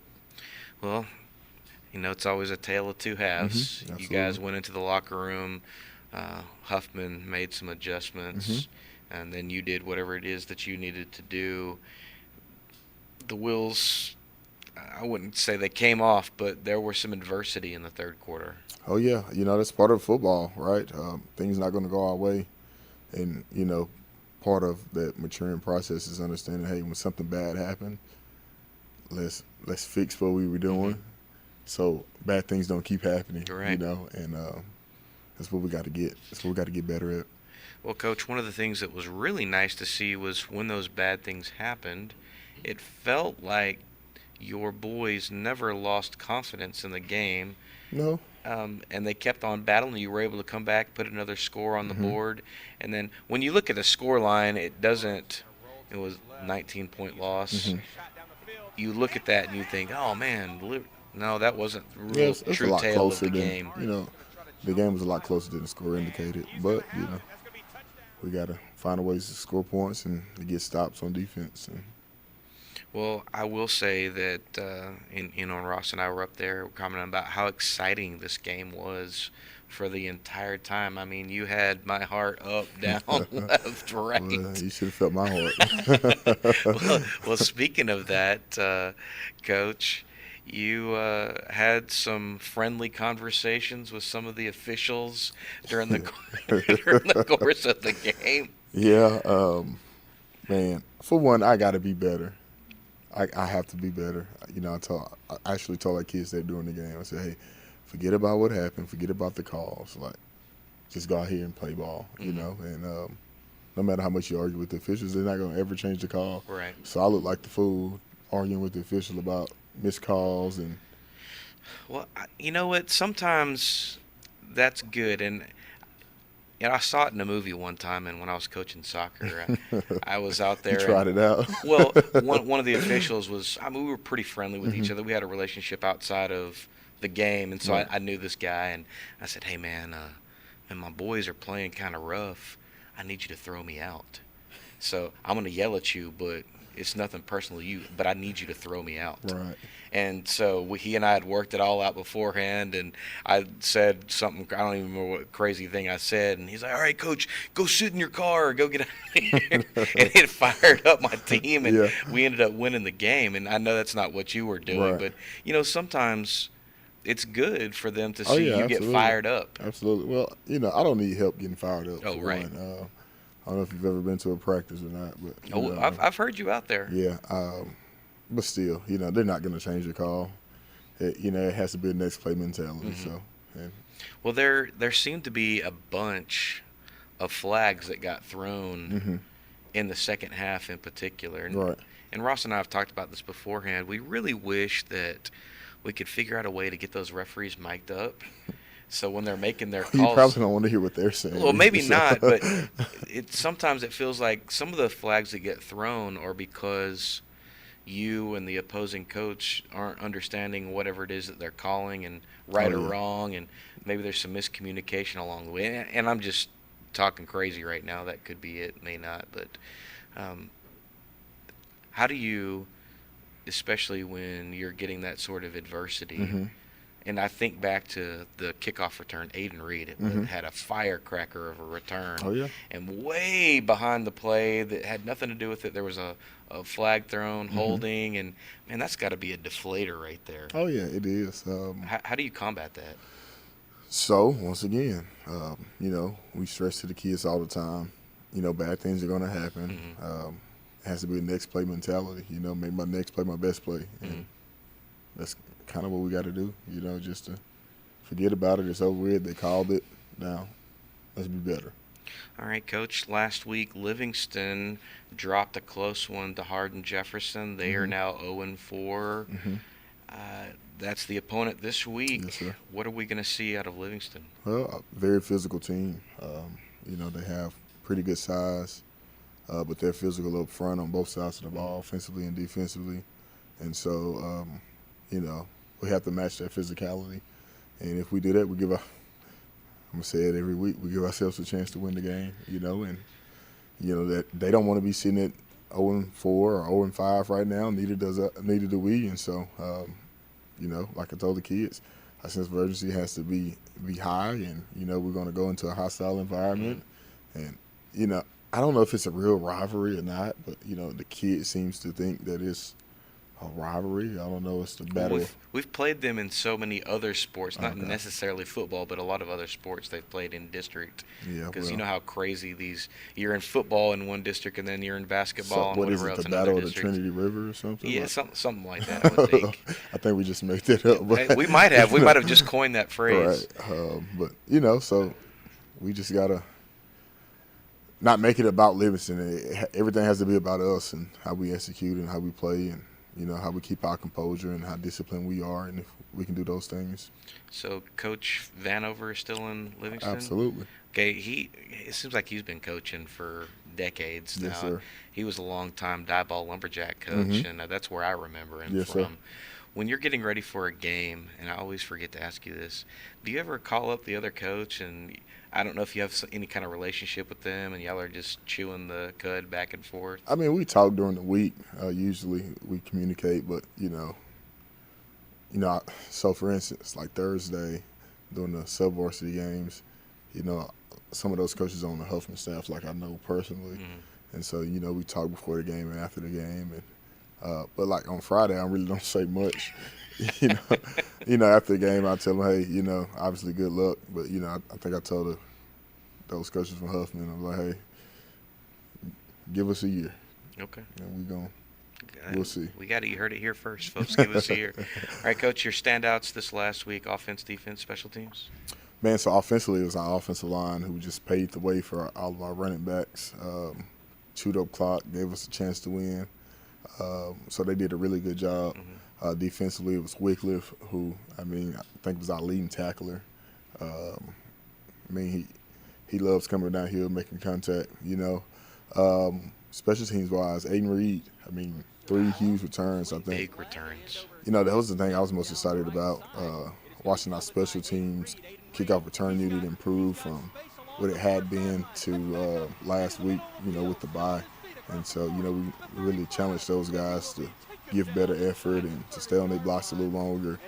And, the proof was in the pudding. I think that was pretty cool when you can flip the field just on kickoff return. You give yourself a chance to leave away with points, especially having a kid like Diego who's pretty sound, He's a weapon. Right. Absolutely. All right, Coach, your message for everyone this week? Come out to Livingston. Let's get a win. Now, are they still playing at that old place? They're Yes, not playing sir. at the high school, the new Yes, high sir. school yet, right? Which is crazy to me. Yeah, it is wild. They've got this beautiful turf field and everything. We'll be on the old Still grass, baby. it's at the old place. Okay. All right. Friday, 7:30 p.m. kickoff. You've been watching the Coach's Show with Coach Kedrick Harrison, Joe Roberts. We'll see you next time.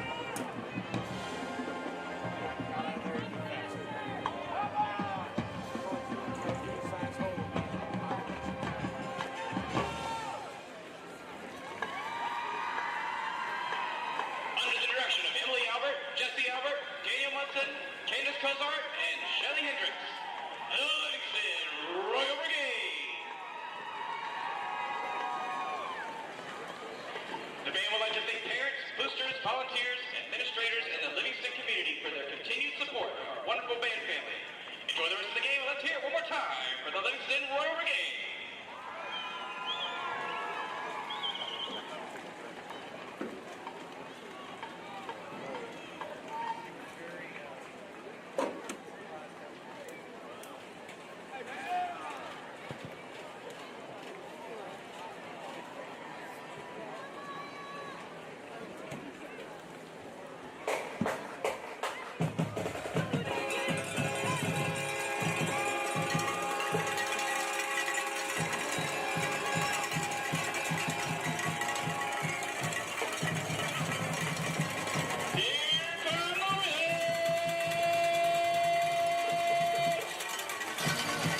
Welcome back, Panther Nation. You are watching Liberty Panther football on the Liberty Panther Sports Network. Joe Roberts, Ross Norwood, producer Richard Ewing.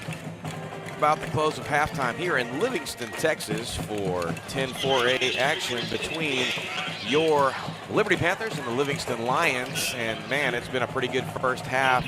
Livingston leads Liberty 8-7. A lot of action on the field. Livingston scores first on their opening drive, and then Liberty came back and put some points on the board, and then got another one of those pesky little onside kick returns. And not able to do anything with that, and then they held Livingston as they were trying to march in to the end zone at the end of the half, and they were stopped. Cody Sandifer getting the last stop of the play for the Panther defense. And now they're going to step onto the field as we start quarter number 3. And this is where I turn play calling over to Ross Norwood. And then I'll see if I can help him out the way I tried to help him out. First down as he gets Mares moving right to left. Mares keeps this ball, pulls it down, goes up the middle. He is across the 45 before being tackled at about the 47-yard line. They're going to give him the 49-yard line, actually. I'm watching the head linesman, and he kept moving like that scene from Airplane when they're waiting on the car, and the PA says, if you're waiting for such and such bus, and they just kept moving gates. Actually, I guess it would have been the airport if it was Airplane. First and 10. Whitcliffe in motion, left to right. Mares drops back, throws to Whitcliffe on the right side, and it's incomplete, in and out as it was thrown behind Whitcliffe. Whitcliffe was covered there by Braden Carr. It'll be second down and 10. It's nice to see Mares get back there and throw a BB. It didn't come to fruition there, but just to see that he can do it. 10:57 in the third quarter. Ball is at the 48-yard line. Mares in the gun with back behind him, Porcher. Hands this ball, fakes the handoff to Porcher, tries to get the corner, and he is going to be taken down by Jaron James in the backfield, and that's going to be a big loss on second down, Joe. Oh, that was almost a really nicely drawn-up play. I thought he had him beaten there, and 28 just made a really athletic move to stay with Mares. That brings the ball all the way back to the Liberty. The 43-yard line. Thank you, Joe. That's what I'm here for, Ross. Third down and long. Ball on the left hash mark. Mares gets the snap, rolls right, looks downfield under pressure, throws. He's got Giese off his hands, but there's a flag. There's a flag. And that flag coming in from the back judge, and it is going to be on. It looks as if that one is going to be called on DeAndre Walker. Oh, Giese was right there. I thought he was still going to be able to pull that in one-handed. That was another nice shot from Mares to put it where only Giese could get to it. It is going to be holding, defensive holding, but there were two flags. There's a flag in the backfield that was holding. Those will offset and will replay third down. I did not see that flag in the backfield that was thrown by the referee.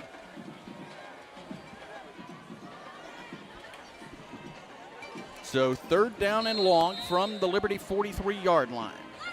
Quickly back to the line on the left hash mark. Liberty moving right to left. First possession of the second half. Three wide receivers on the far side. Porcher on the left hip of Mares. Mares drops back, looks downfield under pressure. He's hit. He lets go the ball.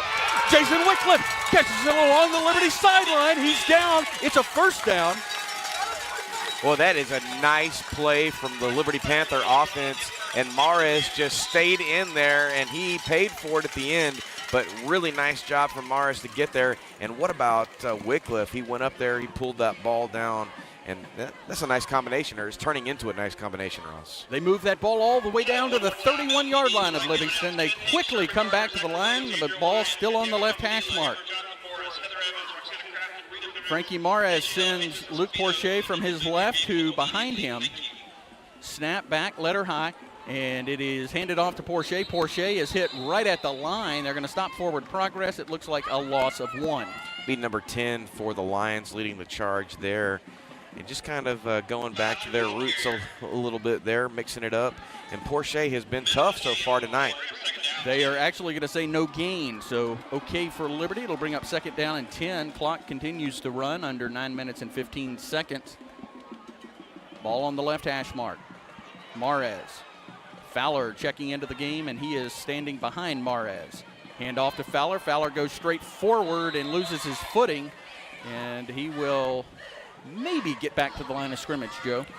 Yeah, that defensive line for Livingston, a couple of big bodies up there, number 68, pushing the Liberty offensive line back a little bit, and Fowler never was able to exploit the hole that was briefly there. It'll be a 1-yard loss. Ball moves back to the 32-yard line of Livingston. Livingston emerged from the pile with that ball, but the official said it came out after Fowler was down. Shotgun formation, 3rd down and 10 from the 32-yard line of Livingston on the left hash mark. Mares again handing off to Fowler. Fowler running left. He's got a big hole. He is across the 20, the 15. He is hit, and he will be down inside the 15-yard line. They're going to say down inside the 10-yard line. At the 8-yard line, no flags. And that ball. That was a nice play right there. They caught the defense napping. They showed them pass, and the safeties never reacted to that, and consequently they took they took advantage of that in a big way. After the big pickup, ball is down at the Livingston 8-yard line, left hash mark. In motion, Wycliffe from left to right. Mares keeps this one as Wycliffe crosses in front of him, still on his feet. He is in the end zone. No, they're going to say a fumble. Now there's some whistles on the play. I don't know what's going on here. So they are going to huddle here in the end zone. In the west end zone. This field is a east to west field. Liberty was moving this drive from their right to left, or our right to left. They're going to huddle here. It looked as if Mares was still on his feet as he fought for the end zone. I don't know if they're going to give him the touchdown or forward progress. But Livingston ran away with the football. Livingston feeling confident that it is their football and prevented a Liberty touchdown. They still confer as they huddle up. Some standing in the end zone, some standing on the goal line. And well, they're taking an 1-yard awfully line. long time. They're trying to get this one right. No matter what they say here, one half of the stadium is going to be very upset.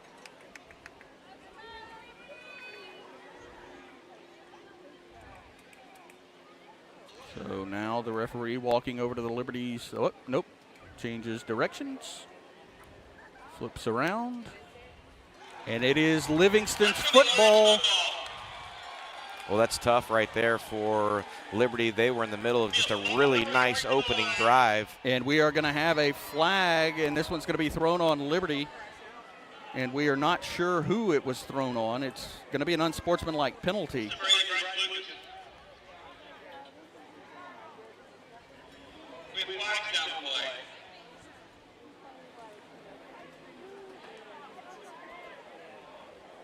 And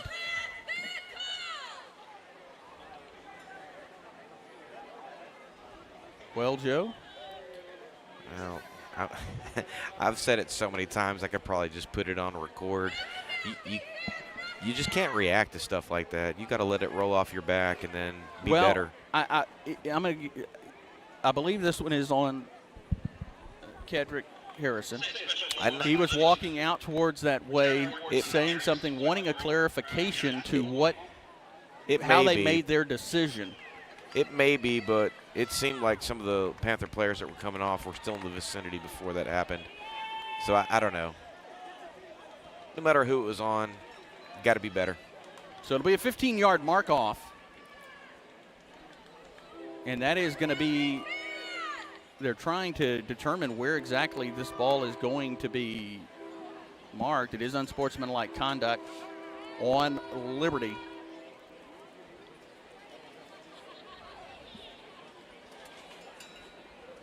It'll be interesting to see on the video later what exactly happened. There was a big bunch up there.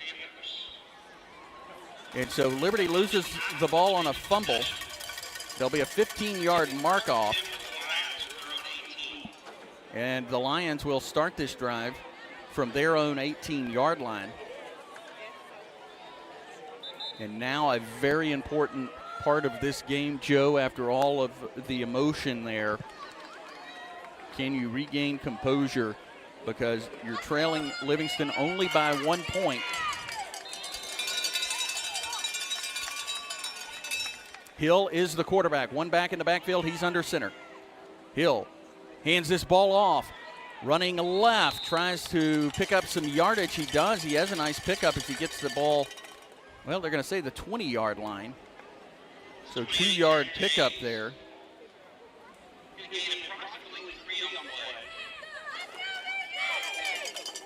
I don't know, Joe. That ball looks like it was spotted at the 20, and that drive started at the 18.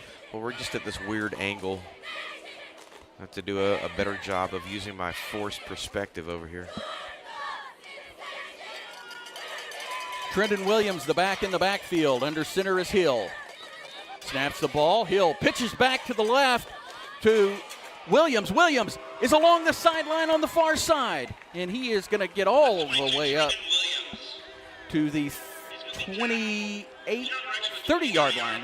Yep, 30-yard line. Man, when they tossed that ball, I thought he tossed it over his head. Made a great play to pull that down. 7 minutes to go here in the third quarter. Liberty trailing by a point. Ball sits. Livingston moving left to right. Hill back under center, 3 backs in the backfield. Hill pitches this one back out to Williams again. Williams going right, tries to shift, but is swallowed up immediately by Leighton Shellhammer and a host of other Panthers. It'd be a 3-yard pickup, but could have been much, much worse. 6:25 as the clock continues to tick. Liberty trailing Livingston 8-7 in Livingston.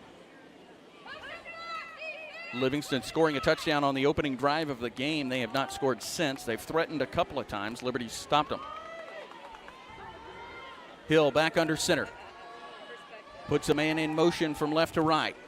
Hands this ball off to Williams. Williams shifting low, and he is going to come across the 35 and be taken down at the 36-yard line. It is short of a first down, and I want to make a correction. That was Alessandro Lopez. Actually, no, it was 31, not 21.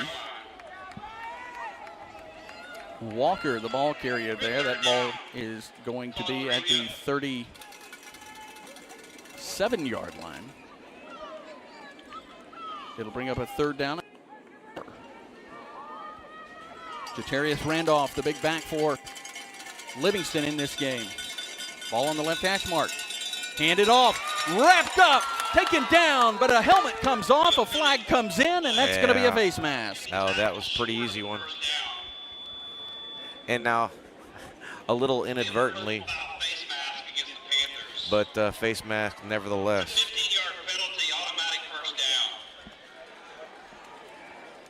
Yeah, that was an inadvertent face mask, but anytime that helmet comes off on a play like that, it's going to get flagged. And so a 15-yarder, and that will be an automatic first down. Moves the ball to midfield. Livingston moving left to right. Ball at midfield. Hill gets under center. Randolph and Williams in the backfield.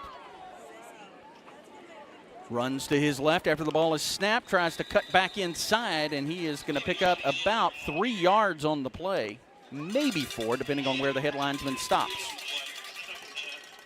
And it'll be a 2nd down and 7 as Liberty moves some personnel in and out.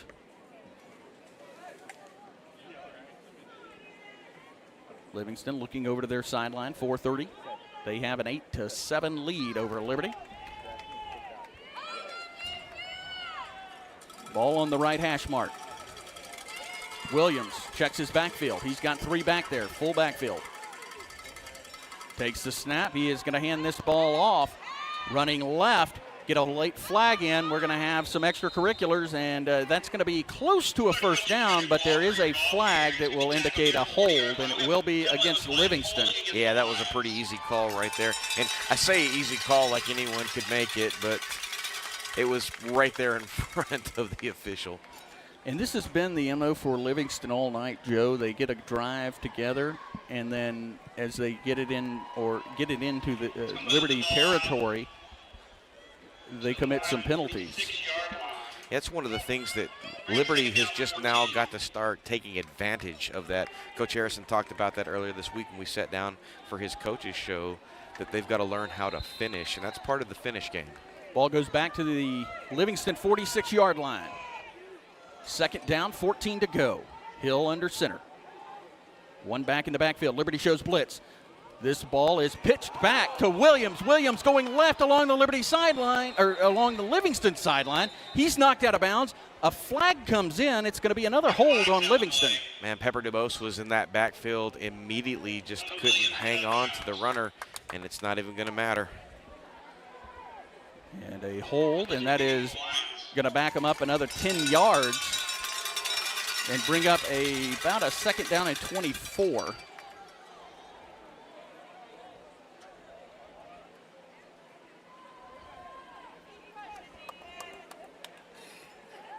So back-to-back holds against Livingston on plays where they picked up some significant yardage.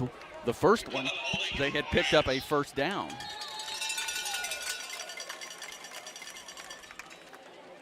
And Livingston is going to take a timeout. We'll take it with them. 3:53 left in the 3rd quarter. It's 8-7 Livingston.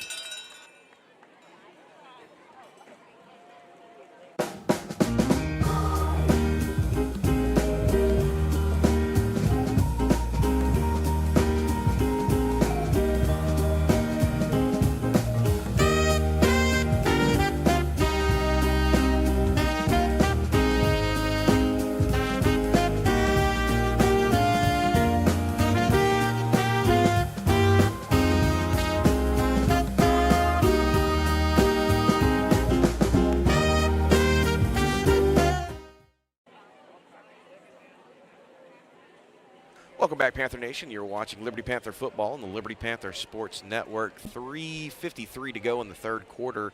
Livingston leads Liberty 8-7, and so far the tale of the tape is penalties for Livingston. They have just really hurt themselves on this drive, Ross. I believe it's penalties on both sides that have affected this game. An 8-7 game. When this thing started, Livingston scoring on their first drive, Liberty answering, but nothing else since. Liberty incredibly close to scoring on their last drive before Livingston forced a turnover at or near the goal line. 2nd down, 24 for Livingston after the 2nd holding penalty. Hill is going to fake the handoff, rolls right, has a receiver, but in and out of his hands, and the intended receiver, DeAndre Johnson, and that'll bring up 3rd down and 24. There is a Liberty Panther down on the field on the far hash mark. J. Sean Godfrey down. Man, number 7, he was right there. I don't know if he would have gone for a while, but he probably would have picked up a number of yards on that. Well, he had to turn around to try and make that catch. He was starting to run before he made the catch there. You see that a lot in baseball when a shortstop tries to turn the double play before he has secured the ball. Speaking of baseball, and I know you didn't want to say anything about it, but we're going to do it anyway. This is the earliest that we've not talked Astros in the entire time we've been doing football, Ross. They crashed out of the playoffs and the wild card series.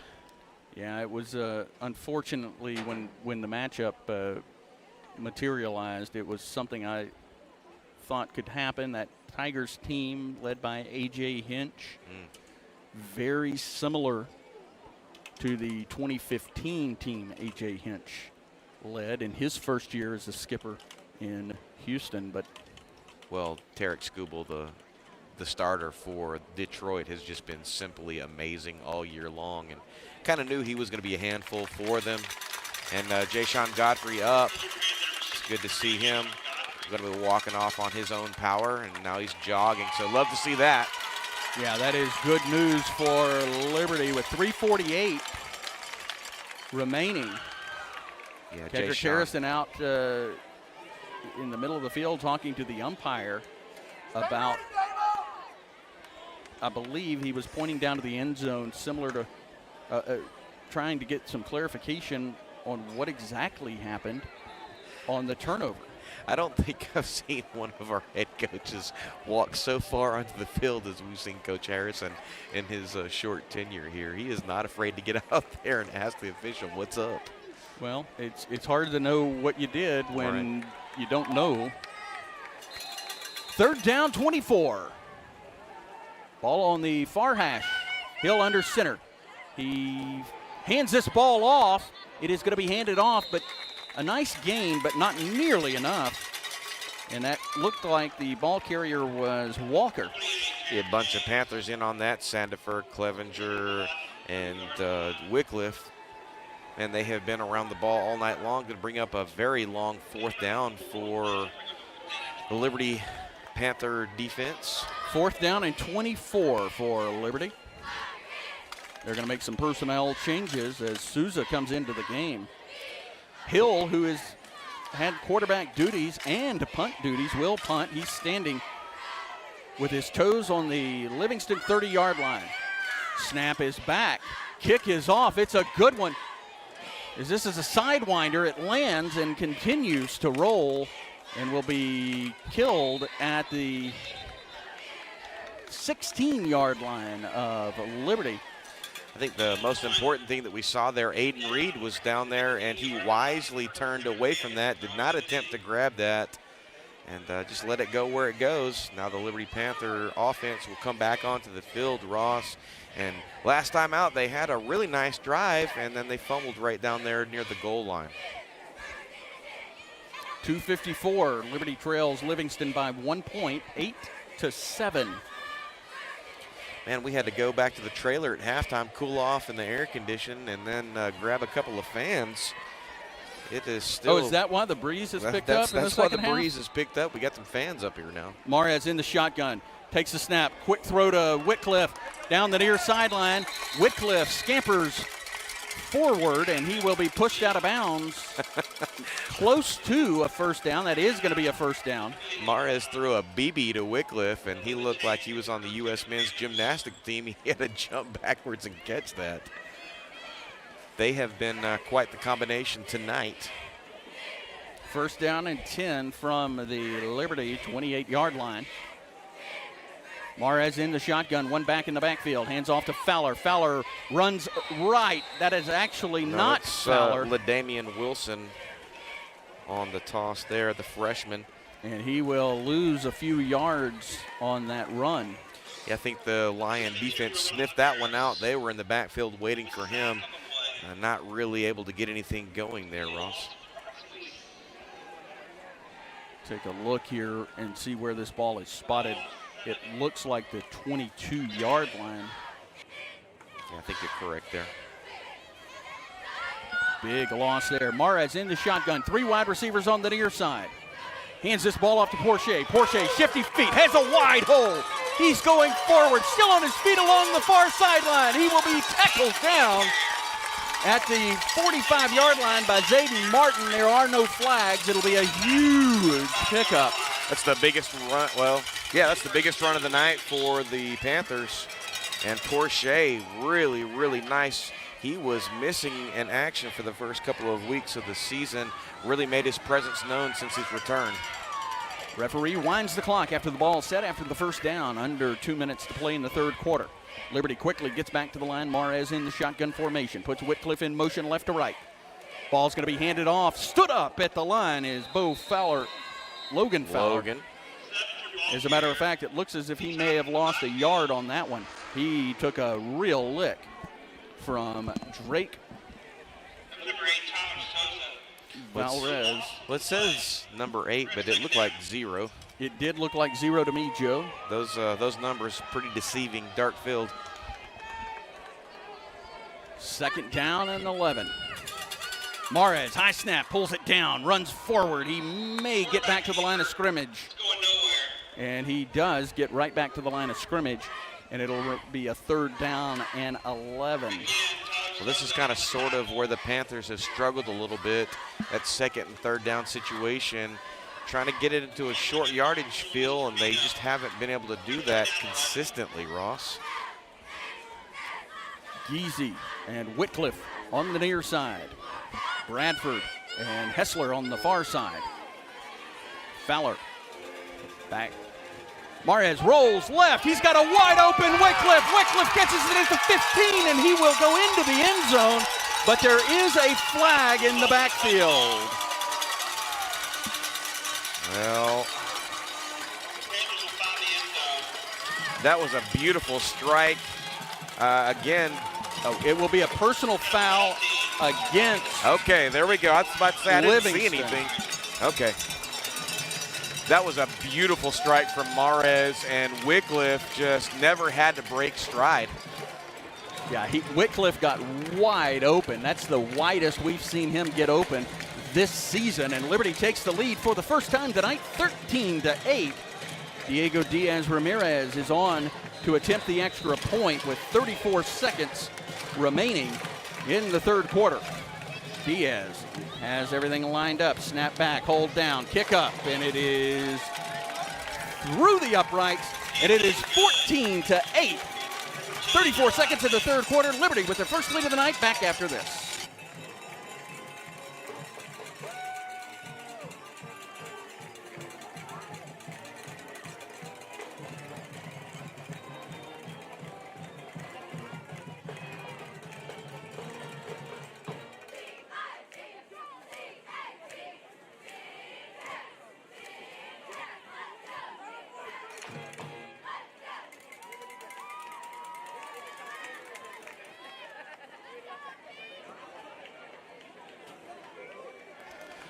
Welcome back, Panther Nation. You were watching Liberty Panther football on the Liberty Panther Sports Network. 34 seconds to go here in the third quarter.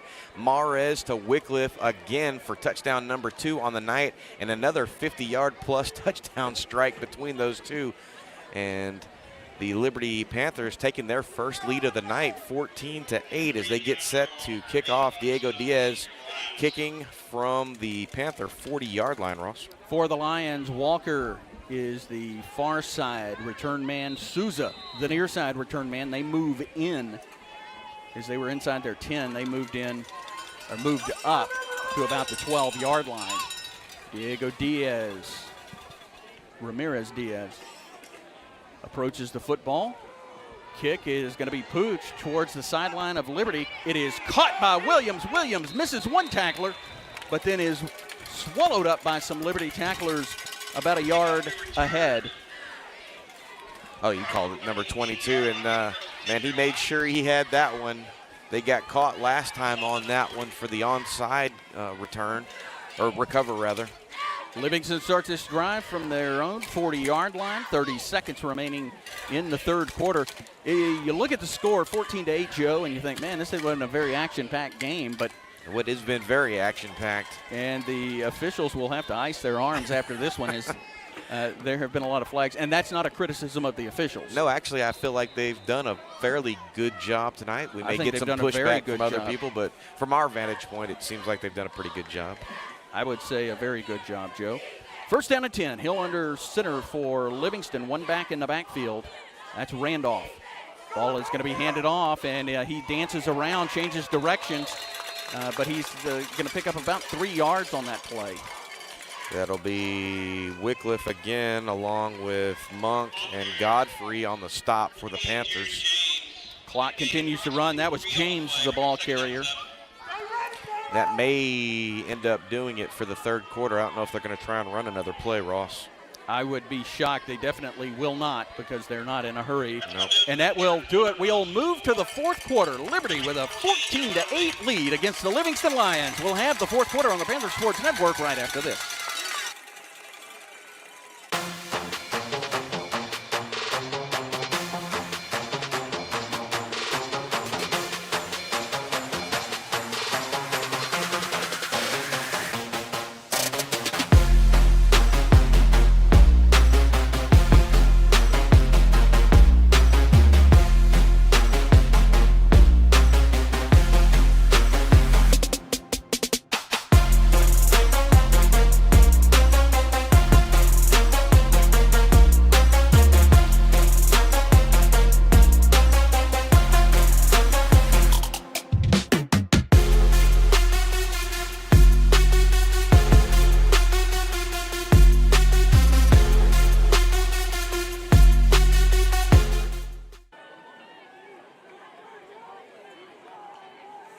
Welcome back, Panther Nation. You are watching Liberty Panther football on the Liberty Panther Sports Network.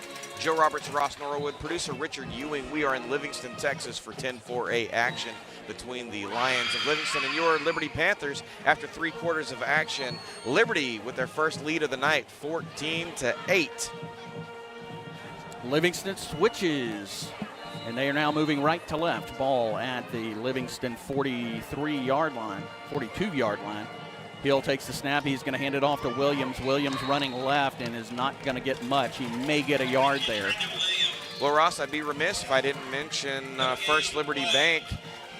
Mr. Ewing was at the Hardin branch today. He was opening up a new account for the Business Professionals of America at Liberty High School. And Keisha and Miss Brown took care of him, and he wanted to give a big shout out to First Liberty Bank for everything they do for our school and our community.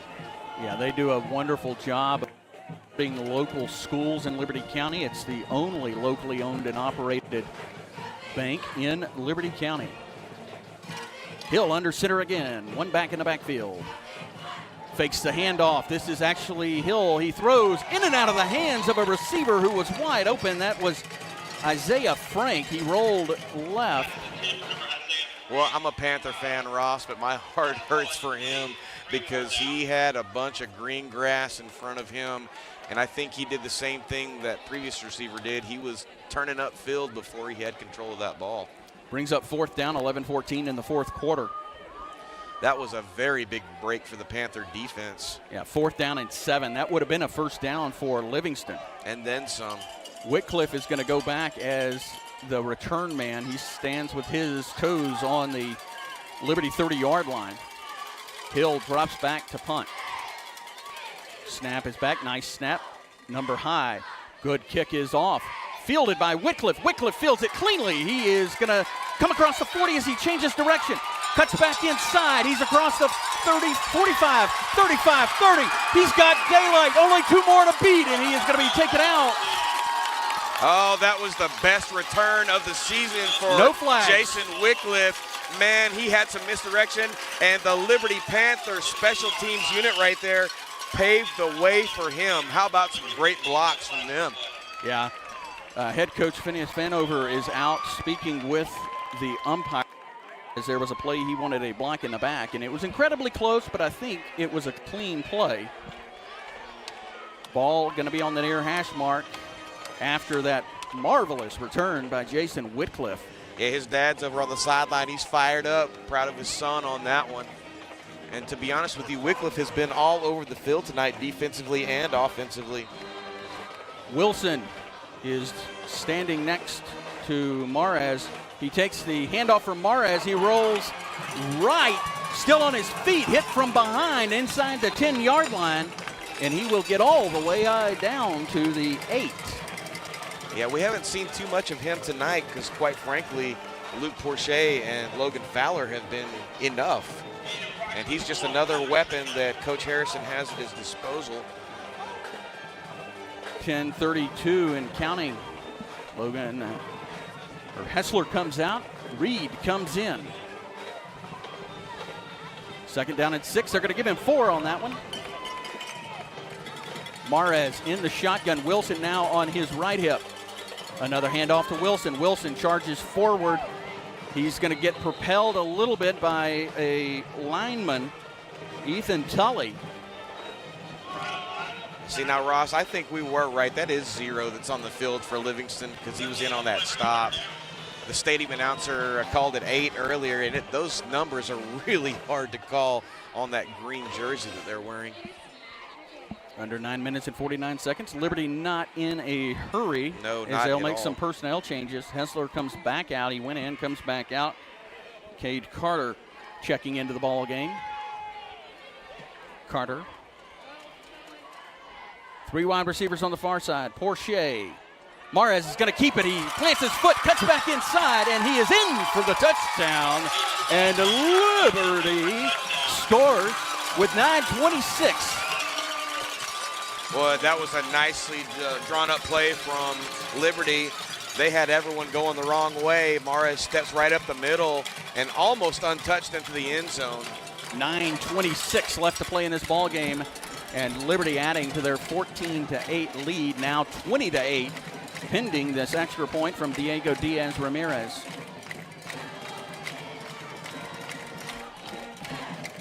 Hold is down, kick is up. It was blocked.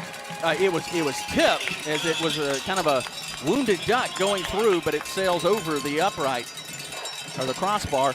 And with 9:26 left in the game, Liberty with a 21-8 lead. Back in a moment.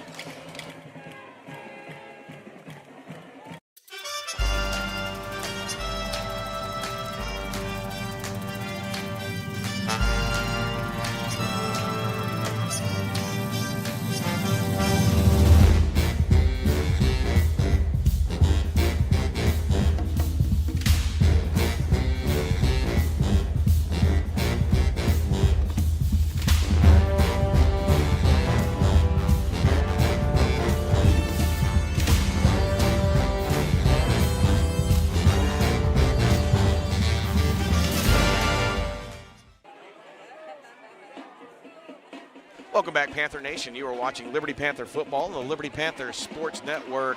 9:26 to go here in the fourth quarter. Liberty with a 21-8 lead. Frankie Mares up the middle for the touchdown. Tristan McHugh, the return man on the far side. DeAndre Walker on the near side. This one again kicked short. It's going to be fielded, not cleanly, and he jumps back on it. That was Hunter Carr, as he had no option, as the Liberty cover team was right there if he would have not made the catch. Man, Ross, back in the late 60s, 70s, the disaster film genre was pretty popular, and this Livingston special teams has given them a run for their money. Every time that ball gets kicked to them, my heart kind of catches. What's going to happen? Are they going to be able to field this ball or not? Livingston will start this drive from their own 32-yard line. Ball on the left hash mark. Livingston moving right to left. And they trail Liberty 21-8. Livingston up until not too long ago had a lead the entire night to that point. Now Liberty scoring 2 quick touchdowns. Hill is in at quarterback. One back in the backfield, that's Williams. Pull back in. This ball handed off to Williams. Williams going straight forward. Slips a couple of tackles before being taken down, and a nice gain on first down. That'll be another stop from Jayshon Godfrey and Ryan Monk. Man, Godfrey has been on one tonight. He has been involved in a number of stops, which is why it was going to be unfortunate if he wouldn't have been able to come back. Ball is up to the 47-yard line of Livingston. 37-yard line, excuse me. 8:49, the clock continues to run. Livingston trails Liberty 21-8. Hill under center. Puts a man in motion from right to left. Again, going to hand this ball off to Williams. Williams charges forward, spins around through some tackles, still on his feet before being taken down in Liberty territory at the 48-yard line. It looks like that's where they're going to get on the spot. And finally, on the stop, Cam Harper and number 52, Bryce Casey. And boy, that was almost ugly right there. They had him stopped, and he's able to spin out of several tackles. It looked like Keenan Clevenger was going to drop him in the backfield. Clock runs under 8 minutes and 15 seconds. Ball at the Liberty 48-yard line. Hill under center, one back in the backfield. Pitches back to the right. Sousa gets it, plants his foot, cuts back inside. He's across and down to the 45-yard line. There's a whole bunch of Panthers over there. Cody Sandifer and Cam Harper, Keenan Clevenger. They've been around the ball all night long, and it feels like all season they've been around the ball. Just the difference has been hanging on to would-be ball carriers. So far, they've done a pretty good job tonight of doing that. 21-8 Liberty in the fourth quarter, under 7 minutes and 30 seconds to play as Livingston has this ball in Liberty territory at the Liberty 45-yard line. Livingston moving from my right to left, ball on the right hash mark. Hill takes the snap, hands this ball off to Sousa. Sousa charges forward across the 40 and is going to be down inside the 40. Monk and At about the 38-yard line. Monk and Wycliffe again in on the tackle. Coach Harrison talked about this. Can the Panthers finish? And that's what they're trying to do right now. Can they finish? Ball will stop as the chains are reset, and the ball will stop. Of course the ball stops. You can't set the chains if the ball's still going. The clock will stop. Well, pesky details, Ross. Pesky details. 7 minutes and 14 seconds. Ball inside the right hash mark. Pitch back, going right, trying to get the edge. He's got the edge, stays on his feet, and he is going to make about a 3-yard pickup there on first down and 10. A bunch of Panthers over there. Aiden Reed, amongst others. Ethan Tully out there. That was Walker for Livingston. Well, right now the Panther defense trying to keep this clock going. They're going to pick up 5 on that play, Joe. Going to let Livingston continue to chew up this clock. Livingston with 2 timeouts remaining. Trying to see how many Liberty has. I don't know how many they have. It says Liberty has 1, but I don't recall them taking a timeout in this half. Okay. Ball is at the Liberty 32-yard line, far hash mark. One receiver on the near side. Oh, one on the far side, go. and we are going to get a little bit of early action there as the right side of the Livingston line jumped. And that'll back them up 5 yards, and that is a big penalty. We've seen that with Liberty a couple of times today. We've seen it with them a couple of times. And, Joe, talk about the importance or how much that sets you back. It's just 5 yards. Well, you know, it's the momentum, Ross. Looking at their previous 4 games, I think they've averaged over 10 penalties per game, and that's really, really hard to overcome. It kills momentum. It kills drives. Pushes them back to the 38-yard line. Hill puts a man in motion right to left. He drops back, rolls around. He's got the far edge. He's on his feet. He's going to have plenty for a first down, and he is going to be taken out. Late flag. He's going to be taken out, it looks like, the 20-yard line. But there will be a 15-yard late hit against Liberty, I assume, as that flag came in well after the play. Mason Shellhammer over there to take him out of bounds, and I think he may have made contact just on the other side of the sideline. I personally am not sure I would have thrown that flag, but as we've said before, I think this officiating crew has done a pretty good job tonight. I'll give them the benefit of the What was that?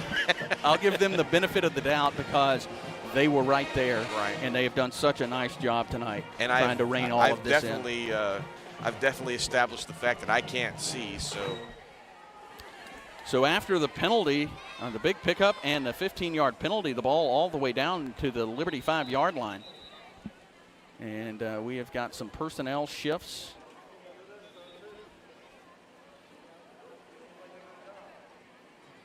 And They had a wrong spot on the field is what they had.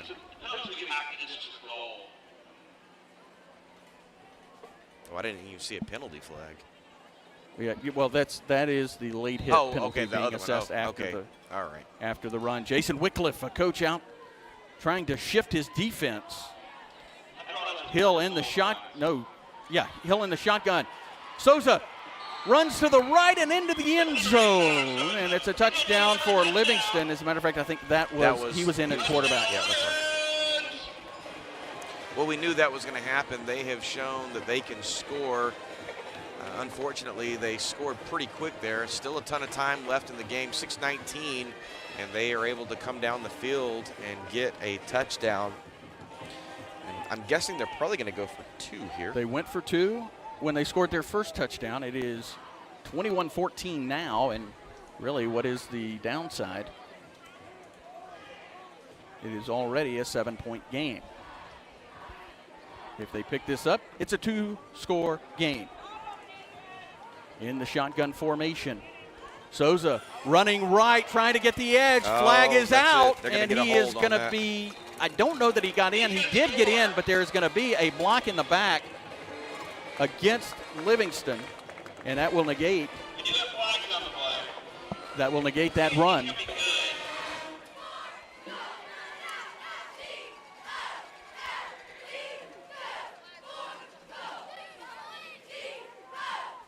They're going to try to sort this one out as there were multiple flags.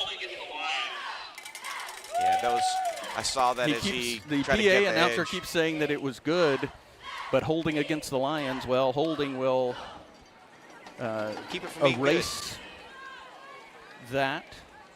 We'll push him back to near the 15-yard, about the 13-yard line or so, maybe 14. I think, Joe, I'm going to go with the 13-yard line. All right. So it is 21-14 as Livingston comes back after the penalty to attempt the 2-point conversion again. This time Souza is under center, one back in the backfield, Walker.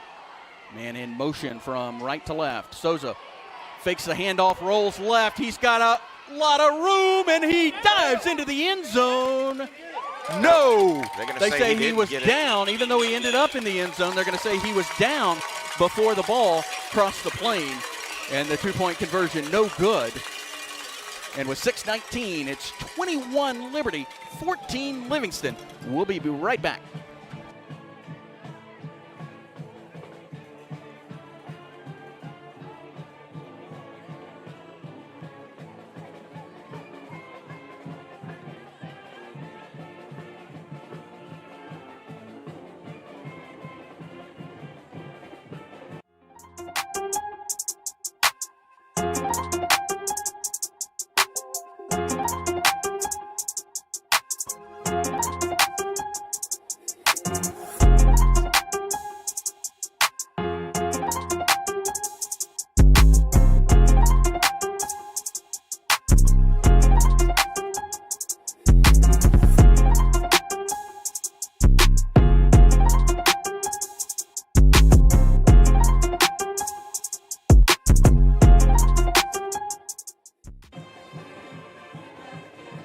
Welcome back, Panther Nation. You were watching Liberty Panther football on the Liberty Panther Sports Network. 6:19 to go here in the fourth quarter.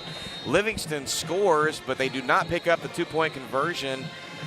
Liberty is 21 and Livingston 14, and Liberty is going to take a timeout. We're going to stay here, though, while they take that timeout. You're going to explain my mistake because to the confused masses. Well, I wanted you to be right. So when they scored, they had already picked up the 2-point conversion previously, so that made it a 7-point game. And then if they would have picked up the 2-point conversion there, then it would have made it a 5-point game, and then a touchdown without an extra point would have put them ahead. And I think we inadvertently said 2-score game. We meant 1-score game. We didn't say that. Hey, we're a team, Ross. We inadvertently said it. So we're going to get some clarification on the timeout stuff because it shows that Liberty doesn't have any more timeouts, but it's been corrected. Liberty now shows 2 timeouts remaining. Okay. As I think they were trying to get a read on what Livingston was planning to do here. Jason Whitcliffe standing inside his 30-yard line, now going to move up. They do have the onside unit on. Hands team on the front. Really careful here. And here is a short spinning kick, fair caught Yep, by Frankie Mares on the far side, and Liberty will start their drive from their 24-yard line, I believe. Very smart, very smart. No, excuse me. They're going to have great field position. 34-yard line. And he wisely he called the fair catch right away. And then just focused on fielding it cleanly. All right. Well, this is sort of where the rubber meets the road here. They can chew up a bunch of clock, and if they can come away with some points, even better. Porcher, the back next to Mares, takes the handoff. He cuts back inside, and he is going to barrel forward up to the 30. Now they're going to give him the 40-yard line. They are going to give him the 40. And I don't know, I wasn't watching which camera was on him, but if it was the close-up camera, man, he did a beautiful job of switching hands when he was taking the ball from Mares. Man, he has just been a difference maker since he returned last week. A 7-point Liberty lead, 21-14, 5:45 and counting. Ball at the Liberty 40-yard line. Frankie Mares with Porcher to his right. He is going to call his own number. He's going to get some room. He's across the 50, the 35. He's still on his feet across the 25, 25, 10. Late flag comes in. There's a bunch of flags around the 25-yard line. A touchdown, but there are some flags, as Joe said, around the 25-yard line. I would bet, if I was a betting man, I'm not, but if I bet, I would say this is going to be against Liberty. Yeah, probably some block in the back, and unnecessarily so. He had already broken the second level, and he was off to the races, wasn't going to get caught. Oh, that's rough. But they're going to mark that off from the spot. It should be anyway. So it should still be a first down. And it's going to be a first down in Lion territory. So that's the good part. The bad part is no touchdown. So the ball at now the Livingston 40. It's on the left hash. Liberty now moving from my left to my right. Almost said to your right, I guess technically. Mares back in the shotgun. Aiden Reed on the far side, lined up in receiver. 3 on the near side. Ball handed off to Fowler. Fowler charges forward, and he will have a nice pickup on first down. Ross, I can't help but feel like that Lion defense has got to be a little gassed right now because the Panther offensive line has just been blowing open holes on that front. Clock rolls under 5 minutes to play in this game. Liberty with a 21-14 lead. Liberty with the ball in Livingston territory. Ball on the left hash. Mares in the shotgun. One back to his left. And that ball is going to be handed off to Fowler. Fowler tries to bounce off a tackler, but he will be taken down by Drake Valrez. He'll pick up a yard or so on that. So he returns to the 40-yard line. Actually, no, he'll get back to the line of scrimmage. And a 3rd down and 10. The clock continues to roll. Liberty with a 7-point lead over Livingston. Livingston 2 timeouts remaining as they spent one early in the second half. Mares with Wilson to his left. Quick screen pass to Wilson on the left side. Wilson has room to run. Ball is coming loose, but it is going to be a first down. Oh, and I almost thought they were going to throw a flag over there. It looked like he got caught on the face mask on the far side. I don't see any laundry on the field, though. Well, it was very weird. I could have sworn I saw the football jar loose. I think he may have been already on the ground, but that was a tough bit of running right there from the freshman to pick up the first down and keep the clock moving, Ross. Yeah, that's now down inside the Livingston 30-yard line at the Livingston 29-yard line, still on the left hash. Liberty quickly to the line. Mares with a back to his left. This ball going to be handed off to Wilson. Wilson runs right, cuts back inside, now back outside. He's got more room. He gets a big block as he barrels inside the 10 to the 6-yard line of Livingston. And there are no flags. Beautiful bit of blocking from number 20, Parker Balch, who just opened up at least 10 more yards for him. Yeah, Balch, who's been lining up as a receiver, some really good blocks as he got the Livingston defender head on. Well, if they punch the ball in here, that blocking in the back penalty that they got earlier is going to actually turn into a blessing in disguise. It's allowed them to chew up another almost 3 minutes of clock. Hesler and Giese on the far side. Mares keeps this ball, shifts his legs, and stays on his feet into the end zone. Touchdown, Liberty Panthers. With 3:03 left in this ball game, Liberty. Well, how about that, Ross? 27, Livingston 14, pending the extra point. And indeed, it did turn out to be a blessing in disguise because they did take another 3 minutes off the clock. And more importantly, they let that Panther defense get some rest. Mares will hold the extra point attempt. Diego Diaz Ramirez lined up, snap is back, hold is down, kick is up. And it sails through the uprights, and it is 28-14. Liberty with 3:03 left to play in the fourth quarter. We're back after this.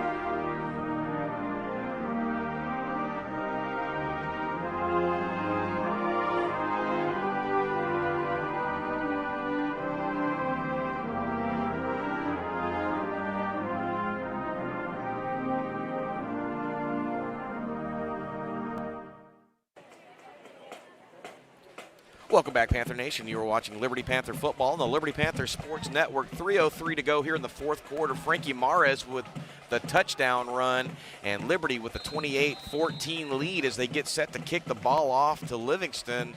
And Livingston is in a little bit of a pickle here in the late moments of the game, Ross. Return man on the far side, Tristan McHugh. On the near side is Walker. Short kick. And it is going to be fielded and recovered by the Panthers. Fielded and recovered by the Panthers for the second time tonight. But there is a flag on the far side around where an offside penalty would take place. Well, if it stands, that's number 9, Luca Perez with the recover. Oh, okay. But, man, how... we talked about it during the break. This Liberty Panther special teams unit is not afraid to go for that. You were asking the question, are they going to gamble or are they going to try to kick it deep? And they've done a beautiful job of staying away from the dangerous return men of Livingston. And quite honestly, I don't really know why Coach Vanover hasn't switched his return men up. So after the 5-yard mark off, they will have Liberty re-kick this ball. Now teed up at the Liberty 35-yard line. The tension right now is kind of palpable on the Liberty sideline. Coach Kedrick Harrison looking for his first win as a head football coach, and Liberty looking for their first win of the season and action in this new district. They've been in that district with the monsters of 4A for the last several years. The return man remained the same, McHugh and Walker. They move up. And this ball is booted, and it will roll into the end zone for a touchback, and Diego Diaz Ramirez left no doubt on that one. No doubt at all. And, man, he is such a weapon for them, and he was sorely missed on those first several games that he was out.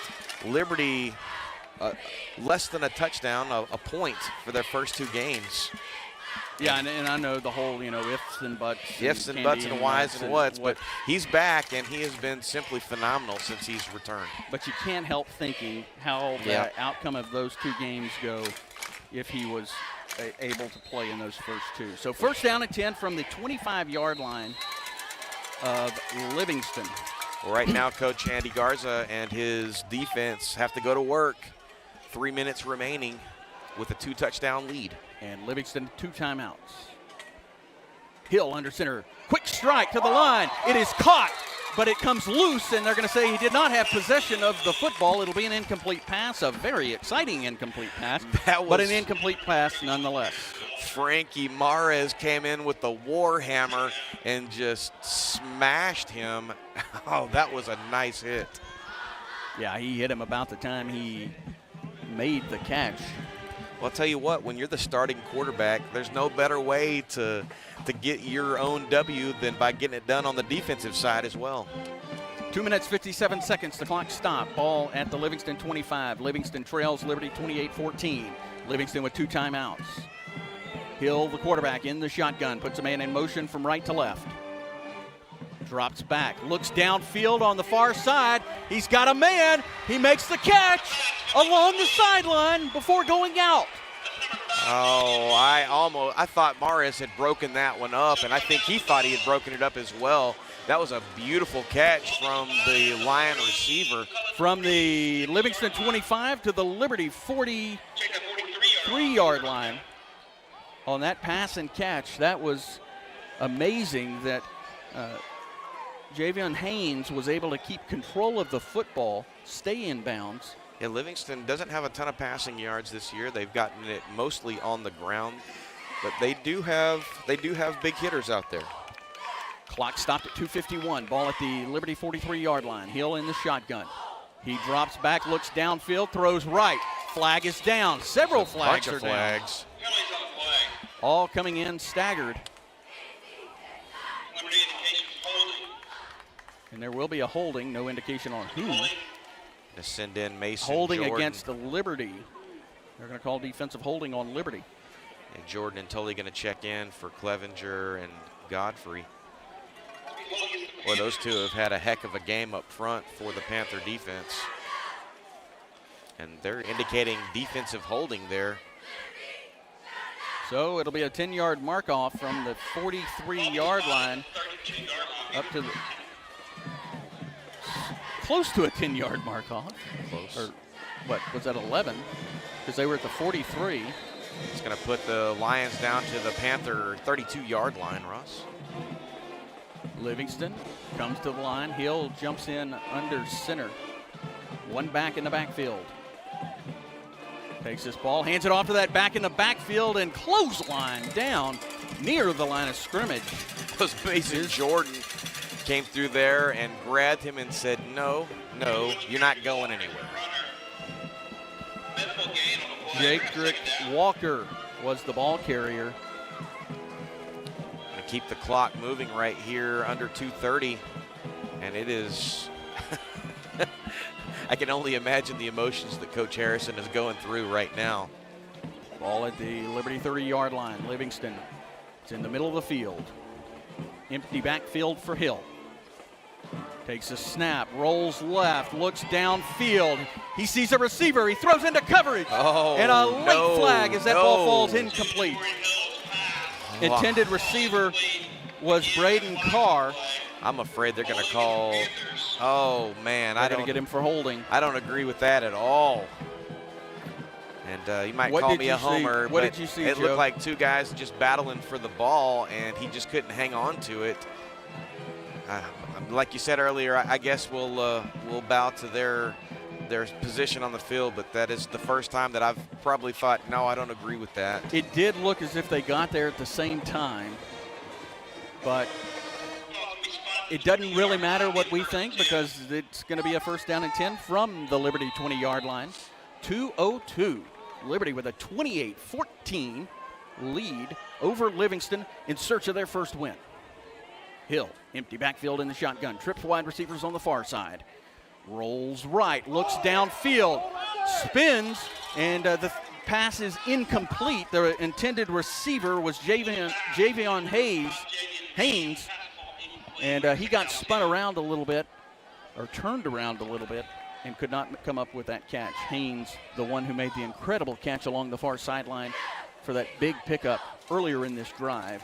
Clock under 2 minutes at 1 minute and 59 seconds.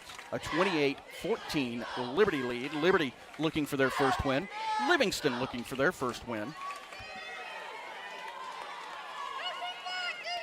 Ball remains in the middle of the hash mark. Under center is Hill. One back in the backfield. He is going to hand this off to the back, who plants his foot, cuts right, cuts back left, and is still on his feet inside the 10-yard line to the Liberty 5-yard line.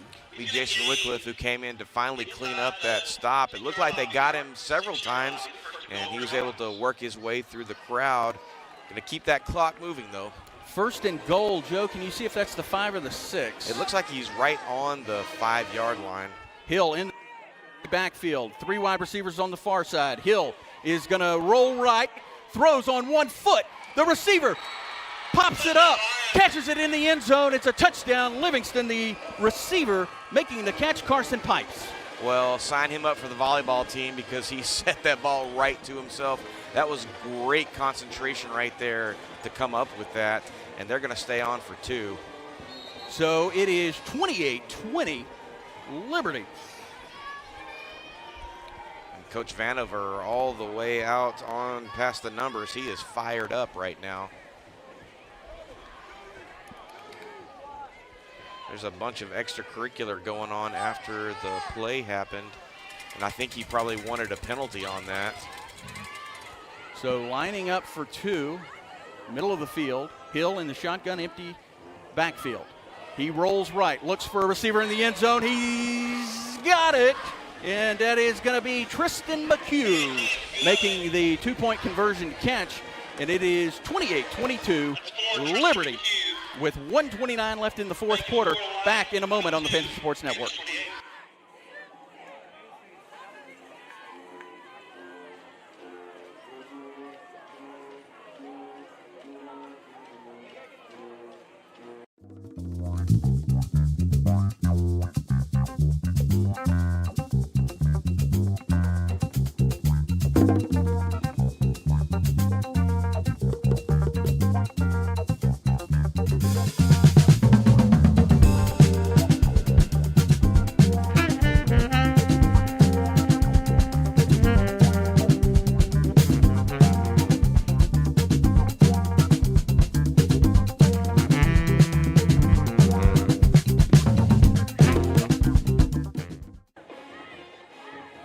Welcome back, Panther Nation.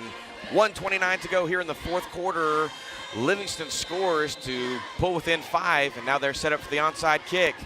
Here is the kick. It is going to be a long one. It's over Wycliffe's head. He fields it at the 20, spins back around, starts the return, and he is going to get back to the 25-yard line before being taken down, and they really surprised me there with that one. Well, I think they were going to try to catch them napping a little bit and try to run onto that. Liberty Panthers ready for that. Well, right now, they can't just kneel it because Livingston does have a couple of timeouts left. 2 timeouts for Livingston. Ball going to be at the Liberty 25-yard line. 28-22 Liberty Panthers. Well, what a second half. Well, this is where you want to be. You want the lead late in the game. You want the ball in your hand. And as Coach Harrison said, let's finish this thing. Liberty back out on the field. Mares in the shotgun. Porsche, the back to his left. Hand off to Porsche. Porsche plants his feet, cuts inside, now goes back outside. He is going to get back to the 25-yard line where he started. And there is an injured Livingston Lion inside the Liberty 25-yard line. And we will have an injury timeout. Joe, 1:16. The clock will stop as they have to tend to the injured player. Yeah, it looks like I think it's number 22, trying to catch a number over there. It didn't look quite big enough to be him. It could be 23. But at any rate, right here, 1:16 to go, and Liberty, he was running for a while, and I was looking through the binoculars, and I thought he picked up a bunch of yards. They gave him 1. Okay. I had said that he had gotten back to the line of scrimmage originally, but he did get 1 yard. That was number 22 who was on the ground, and he's up on his own power, so that's nice to see. Minute 16, second down, and about 9. And Livingston did take the timeout. It looks like it's showing one timeout for them. Minute 16, Liberty with 28-22 lead. Mares in the shotgun. Fowler lined up behind him. 3 wide receivers on the far side, 1 on the near side. Liberty moving the ball left to right. Hand off to Fowler. Fowler charges forward. He's got a hold, still on his feet across the 35, and he will be taken down at the 40-yard line. That's good enough for a Panther first down. And I think with that first down pickup, they should be able to clock it now, even with the timeout. Yeah, it'll be close. See what they're going to do here. Yeah, the play clock just now starting as it rolls under 20 seconds. Liberty in absolutely no hurry to get this ball snapped. Under a minute left to play.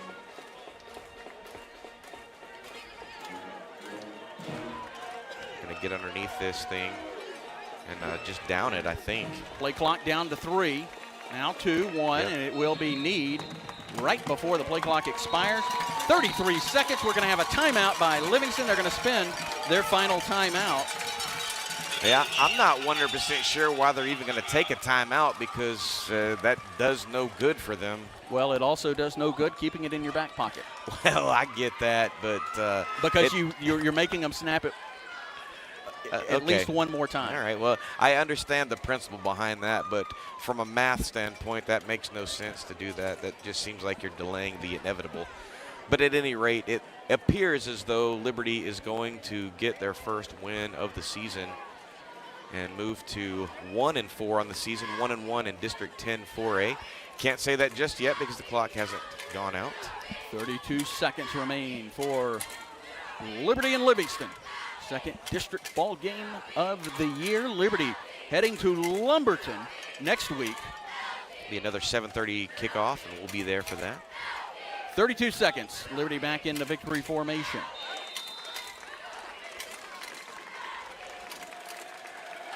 It says first down, should be second. And they will take a knee. And there you have it, Joe. Liberty, first win of the season, a district ball game against Livingston on the road. And congratulations, Kedrick Harrison, on his first career win as a head coach. Well, it's been a long time coming. This Liberty Panther team, first 2 weeks of the season, they were within 2 points of being 2-0 moving into game 3. They've had a lead on 2 games at halftime, and they were tied in another game and just couldn't finish the game. Tonight, Ross, they finished the game. They finished. They came on strong in the second half, scoring all but one of their touchdowns in the second half. Joe Roberts. What a fun game it has been the last 2 weeks. This one, a much better outcome. Your happy final tonight. Liberty 28, Livingston 22 in Livingston. Yeah, I'm just saying we're going to stay for the school song here. Okay, as you're going. So give me your thoughts then, I guess. I kind of jumped ahead of myself. Well, that's okay. Normally we've been cutting out about this time. One of the things that I thought was the best tonight, Ross, 2 things. Number one, the combination of Frankie Mares to Jason Wycliffe, 2 50-plus yard touchdown strikes, and then the kickoff team for the Liberty Panthers, Diego Diaz, phenomenal with ball placement. They almost came up with a second onside recover. They got one earlier in the game. That's 2 weeks in a row they've recovered an onside kick. Here is the school song, Joe. And it feels much better getting on the bus ride home when you're going home with a W than when you're going home with an L. Livingston's going to move to 0-5 on the season, 0-2 in district play. Liberty moves to 1-4 and 1-1 in district play. They'll be in Lumberton next week. We'll be with them for a 7:30 p.m. kickoff. We'll be live at approximately 7:15. Ross? Well, we'll wait till the conclusion of the school song, and I'll sign off. Congratulations, Coach Harrison, on your first win as a head football coach. All righty, your happy final. Liberty 28, Livingston 22 on the road in Livingston. Kedrick Harrison's first career win as a head coach. For Joe Roberts, Richard Ewing, our entire entire cast of characters. I'm Ross Norwood. We'll talk to you next week from Lumberton.